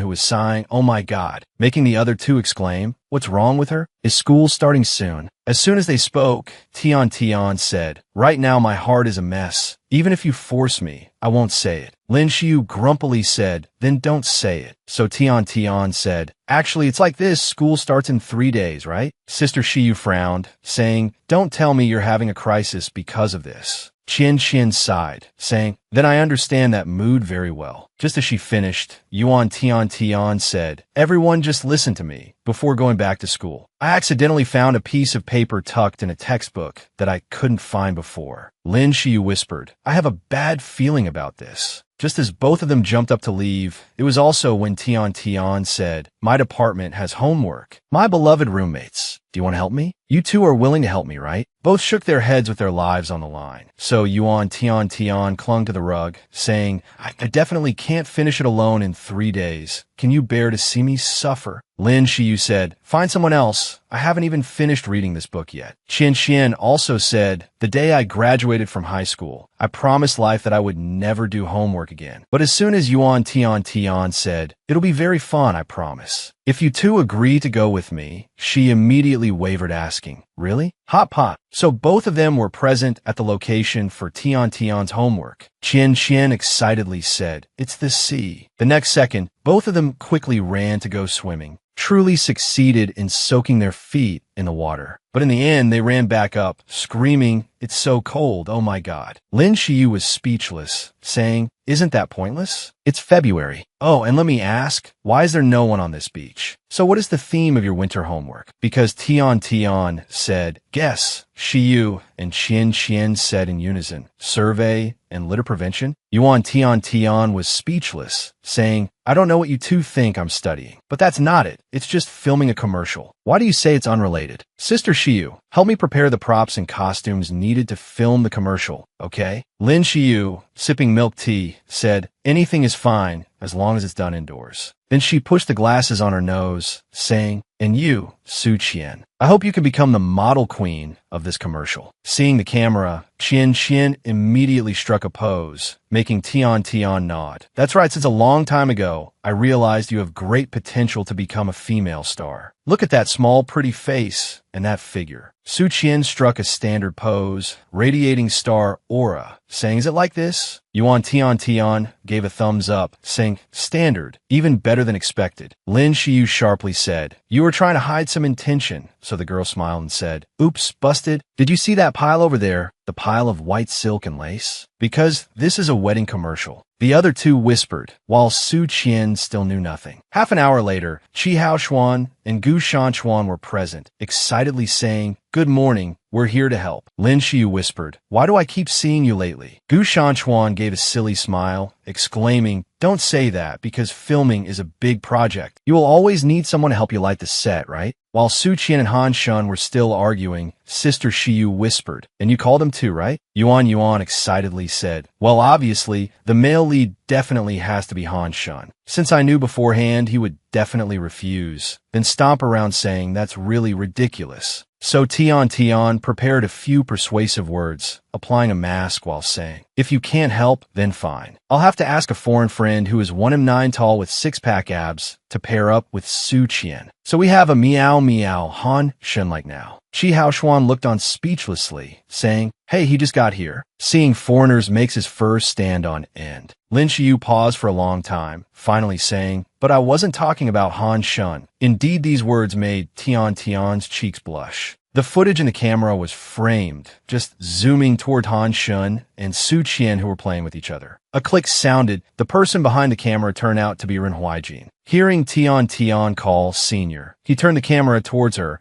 but she truly jumped in all 4 directions, missing no angle to dodge the camera. Huijin looked at the photos that weren't even HD, laughing. Do you hate being photographed by others that much? Tian Tian whispered, senior has helped me a lot. If I were alone, I could only use my phone to take tourist photos. Huijin gently said, it's nothing much. I like taking photos anyway. But why don't you model? Seeing Tian Tian confidently say, I'm sure if I wear a wedding dress, it won't look good. Huijin looked at her, seriously saying, you haven't tried yet, but I'm sure it will be very pretty. There is a saying, expertise isn't as good as seizing the opportunity. So Tian Tian stepped closer, attacking directly. That's right, senior. If I model, then the male model. She was missing just the word you when she was startled by Qi Haoshuan calling her. So Tian awkwardly left, saying, well, we'll talk about this later when we meet privately. Just as she was chatting with Hao Xuan, a click from the camera sounded. Looking over, she saw Ren Huijin smiling and waving at them. Yuan Tian waved back at him, then shyly thought, don't be moved, absolutely do not be moved. But what would happen if? She didn't dare think about the second half of the sentence. That night, they rented a homestay, eating and discussing until full, too full. Are the costumes all ready? Just need to sew a few more lines, and it's done. The scenery is also nearly finished. Han Shun and Su Qian, running on the same operating system, excitedly said, so there's nothing due at night? So the group led each other outside, happily saying, then let's go set off fireworks. Su Qian asked softly, Tian, aren't you going? She replied, I have to pay for this meal, so you guys go ahead. Just as she finished speaking, Tian noticed Huijin's camera placed on the table. She looked east and west to confirm no one was there, thinking, I'm just checking if there are any photos that can be used as material, no other intentions. She scrolled through each photo, whispering, this one was taken at the party, and this one was taken at the beach. But when she clicked on a clear photo of Qi Haoshuan's face, Tian immediately had a question mark. Then she pressed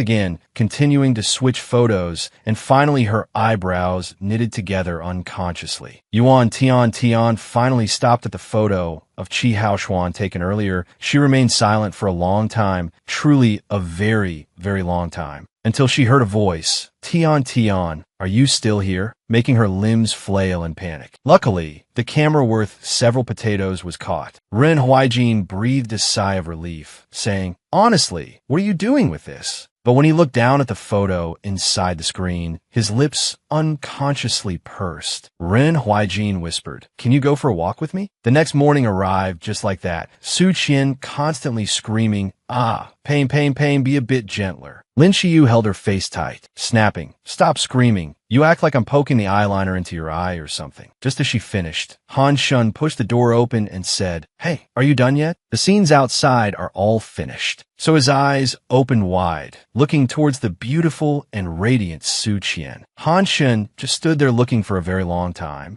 As soon as his consciousness returned to his body, he immediately slammed the door shut, making the two guys outside laugh their heads off. What's there to be shy about, this grandpa? Inside, Su Qian was also pushed no less, to the point of screaming, wait a bit, I haven't finished my hair. The result was that both appeared together on the beach at this moment. Just a gust of wind blowing past made Chin cold enough to freeze her muscles. Seeing her hair flying in the wind, Han Shun held up a ribbon and said, come here. So he gently lifted her hair, then actually tied it up very neatly. It was so good that Su Qian had to exclaim how skilled he was at tying hair. Han Shun shyly admitted that he had actually never tied anyone's hair before. Unknowingly, they gave the onlookers goosebumps. Lin Xiyu also had to exclaim how these two had suddenly become like this, no longer ridiculous like before. Xiyu observed and saw her other younger roommate smiling and saying that it's truly beautiful when the person you like likes you back. That is indeed no easy feat. She nostalgically recalled her walk the previous night with Ren Huijin. Last night, the group had been very excited, saying, it's really shining, so beautiful. Don't catch a cold. Qi Haoshuan looked back and saw his crush holding hands with his sworn brother and roommate. He wanted to say something, but stopped. In that moment, Ren Huijin was carefully supporting Yuan Tian, but she slipped. She ended up falling onto him. Normally, she would feel fluttery and happy about that. But this time, Tian just laughed softly, then said, so you still don't have an answer. And here I thought my dream would come true. I chose a special place, followed the plan, and brought you here, because I thought a romantic place like this might move you a little. But it seems it can't be done, am I right? Ren Huijin looked at her and apologetically said, I'm sorry. Yuan Tian hummed in acknowledgement. Then, sobbing, she said, by the way, do you have a tissue? So the two moved to the sandy beach. He draped his jacket over her and gently asked, are you feeling better? Receiving no answer, he just quietly observed her. It was a long time before they truly had a serious conversation. Say, when did this start?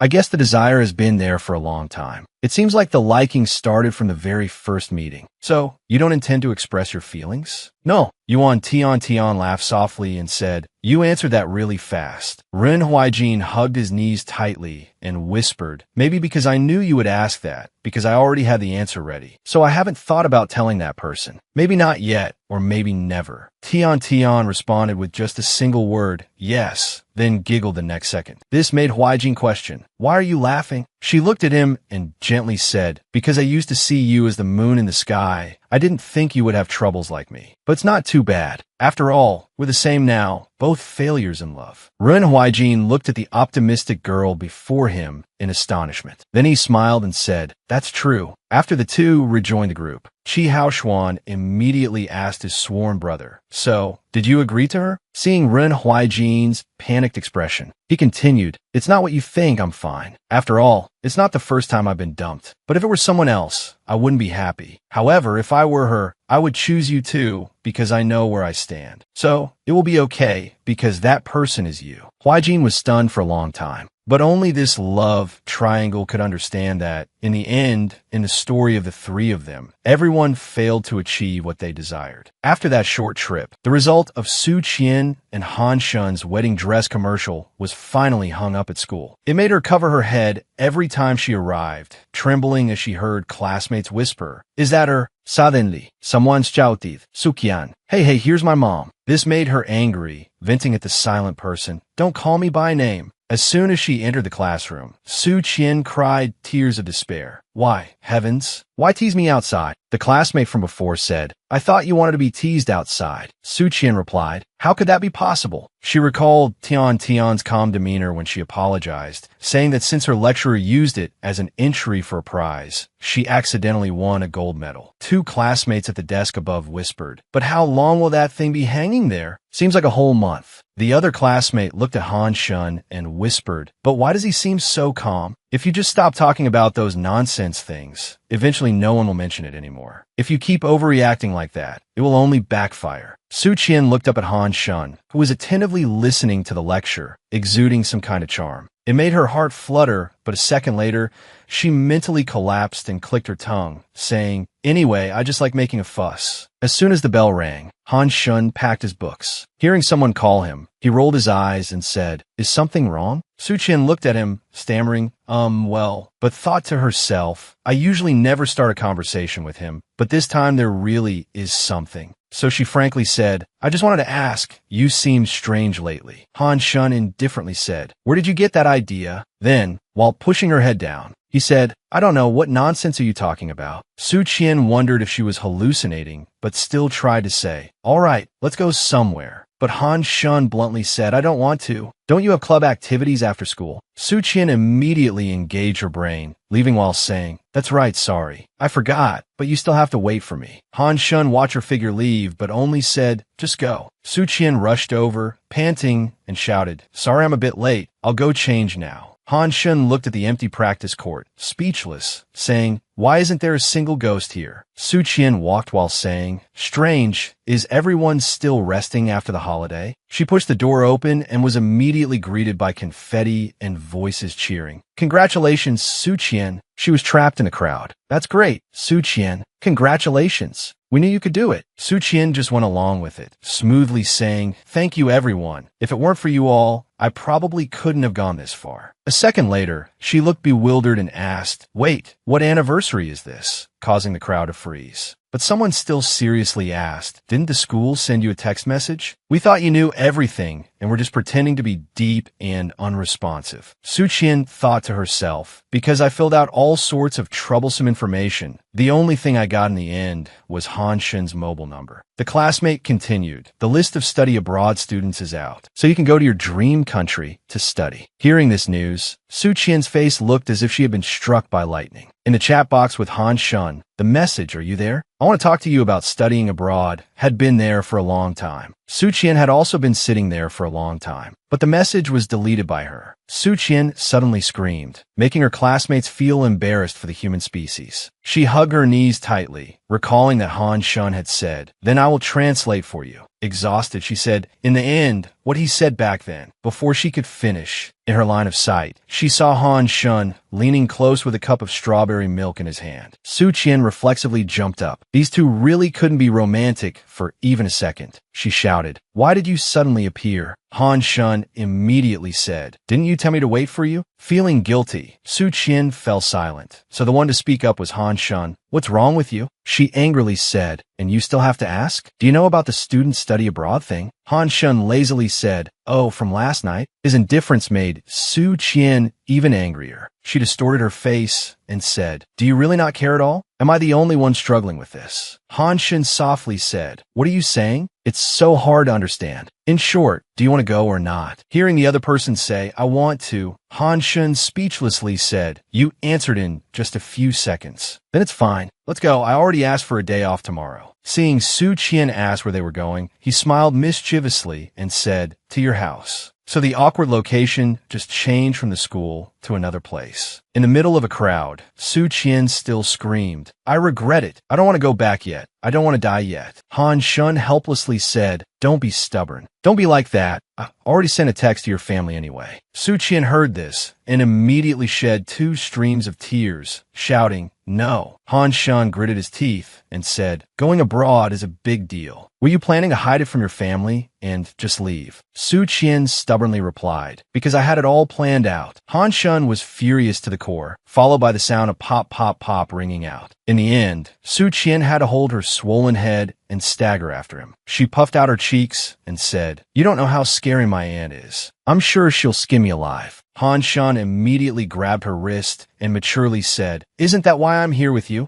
But inside, he was also scared out of his wits, thinking, if we die together. Su Qian was truly touched. So from Han Shun's casual grip, she actively wiggled so that she could interlace her 10 fingers with his. Finally, they arrived in front of Su Qian's house gate. Han Shun frowned, thinking, no matter how many times I come here, I still feel apprehensive. Is it too much to say that? Meanwhile, Su Qian clasped her hands and prayed, "Please let the person answering the bell be Dad. Not Aunt, be Dad. Not Aunt." Only then did she bravely press the bell and say, "I'm back." A female voice from inside, through the camera, fiercely said, "Su Qian, once you're inside, come straight to the ancestral hall for me." With that, Su Qian fainted, and Han Shun was equally scared. Sure enough, the final result for both of them was kneeling inside, waiting for that woman to light incense. After she placed 3 incense sticks down, she coldly asked, "Han Shun, is that you?" He replied, "Yes, lightning fast." She continued, "It's been a long time. The last time we met was when Su Qian was in elementary school, right?" This woman was Su Qian's aunt, Su Xin. She just needed to say a few words to make both of them shudder. Han Shun thought to himself, Su Qian's family always has traditions, but the family traditions are very strict, so it's not easy to convince them. And it's also very hard to leave here. He looked at the person beside him, catching mosquitoes. He was frustrated inside, thinking, how the hell did this girl grow up to have such a carefree spirit in this kind of environment? After the chilling moment, Su Xin continued, "I just want to do my best for this family. After all, this is my family's business. Therefore, I hope you will please leave here first." "Can you do that?" Su Qian wanted to retort, but was stopped by Han Shun. He blocked her path, shaking his head. Then he seriously said, "Although I don't want to interfere in other people's business, and there's no need to say words Aunt doesn't want to hear, but I apologize, I can't leave right now, because if I leave now, there will be no one in this room to protect her." Su Xin heard this line and ground her teeth in anger. But Han Shun only cared about Su Qian alone. Receiving his support, she pursed her lips. But in the end, she bravely rushed forward and said, "Aunt, there isn't much time left. I'm about to go far away. So I came here just to say a few words to you." The result was that those 2 brats disappeared, replaced by another man appearing in the room. Su Xin angrily smashed the teacup. She huffed, saying, "Insolent. That girl dared to threaten me, just like her mother." The man softly said, "Well, the child must have her own opinions." Su Xin fiercely said, "Now your daughter wants to leave too. Are you really going to let her go like that?" It turned out he was Su Qian's father, Lam. Lam just smiled gently. Then he recalled the day he held little Qian, watching her mother pull her suitcase and leave. The memory stopped at that goodbye from years ago. Lam put down the tea and softly said, when Han-shan called, I tried asking him a question similar to the one from back then. And he answered that if one holds back Su Qian's future just because of emotions, then perhaps that isn't love anymore. Sure enough, after that, Su Xian immediately sent a go-ahead command to Qian Qian, along with a hard-to-appease sticker. But both Han Shun and she were overjoyed. They hugged each other tightly in happiness. And so, at the airport, there was a cowherd and weaver girl scene involving Qian Qian and Tian Tian. The girl sobbed, such a young boy, why leave so soon? Lin Xiu frowned and said, can you stop talking as if that brat is about to kick the bucket? Qi Haoshuan and Ren Huaijin were also present, remarking a few times, it really is sudden. Remember to send messages back occasionally after you leave. Only Han Shun remained silent, standing alone in his own world far away, making Lin Xiu curious. She pulled Gu Shanchuan's shirt and said, what's wrong with him? He looks calmer than I thought. Shanchuan, looking like he'd just gone through the bother of the century, exclaimed, you don't know. Recently, he cleared out all his game controllers and cassettes, and for the first time, he bought some advanced textbooks. Shiyu nodded, saying, so he's turning grief into motivation? Gu Shanchuan leaned closer to her and whispered, not really, not knowing what she heard. But it made the milk tea big sister gently say, he's truly more romantic than imagined. After that, the group quickly dispersed, leaving space for the main couple of the day. But Han Shun just indifferently asked, do you have your passport? Su Qian simply replied, yes. Then he rambled on, remember to eat lots of vegetables and don't order takeout every day. She curtly said, okay. But Han Shun had long lost his composure, saying, and don't talk to strangers casually. Su Qian coldly said, is that all you want to say? So Han Shun pulled her close and said something, but was drowned out by the announcement sound. Passengers with flight code CJ14673, please proceed to the boarding gate. We only know that after hearing it. Su Qian's cheeks turned red. Then she seriously said, you remember to wait, because this will be determined by the time you wait. Han Shun didn't answer her, but perhaps his sad smile was the perfect answer. Yuan Tian worriedly said, but can she take care of herself? Qi Haoshuan, deceiving himself, exclaimed, well, it's been said anyway, so let her try. Just as he finished speaking, Gu Shanchuan raised his hand and said this. Is this an illusion? So the whole group stood rooted to the spot, staring blankly at the lonely suitcase over there for a very, very long time. As for Su Qian, she had already dragged herself outside the runway, until the person standing in front exclaimed, oh my God, look at that. That's a bit too much. Only then did Su Qian see her group of friends, cheering like monkeys inside the glass house. Suitcase.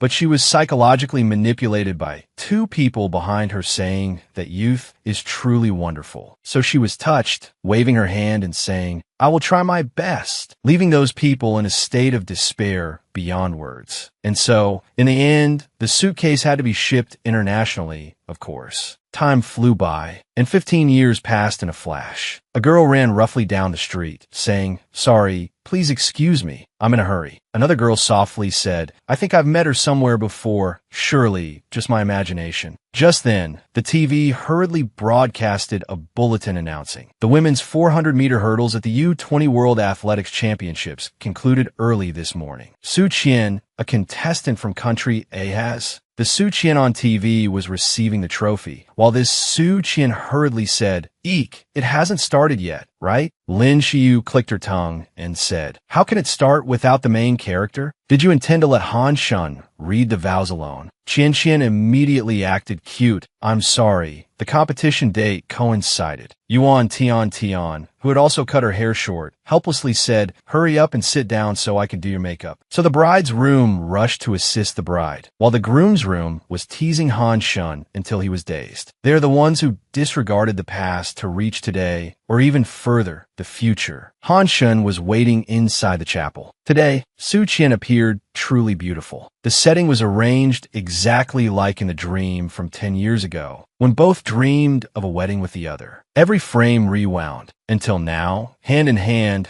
reading their vows, though they still couldn't avoid a fight during the wedding, everyone. But thankfully, they will always be together hereafter and forever. The story episode ends here. Don't forget to like, comment, and subscribe to the channel to support me and give me motivation to continue.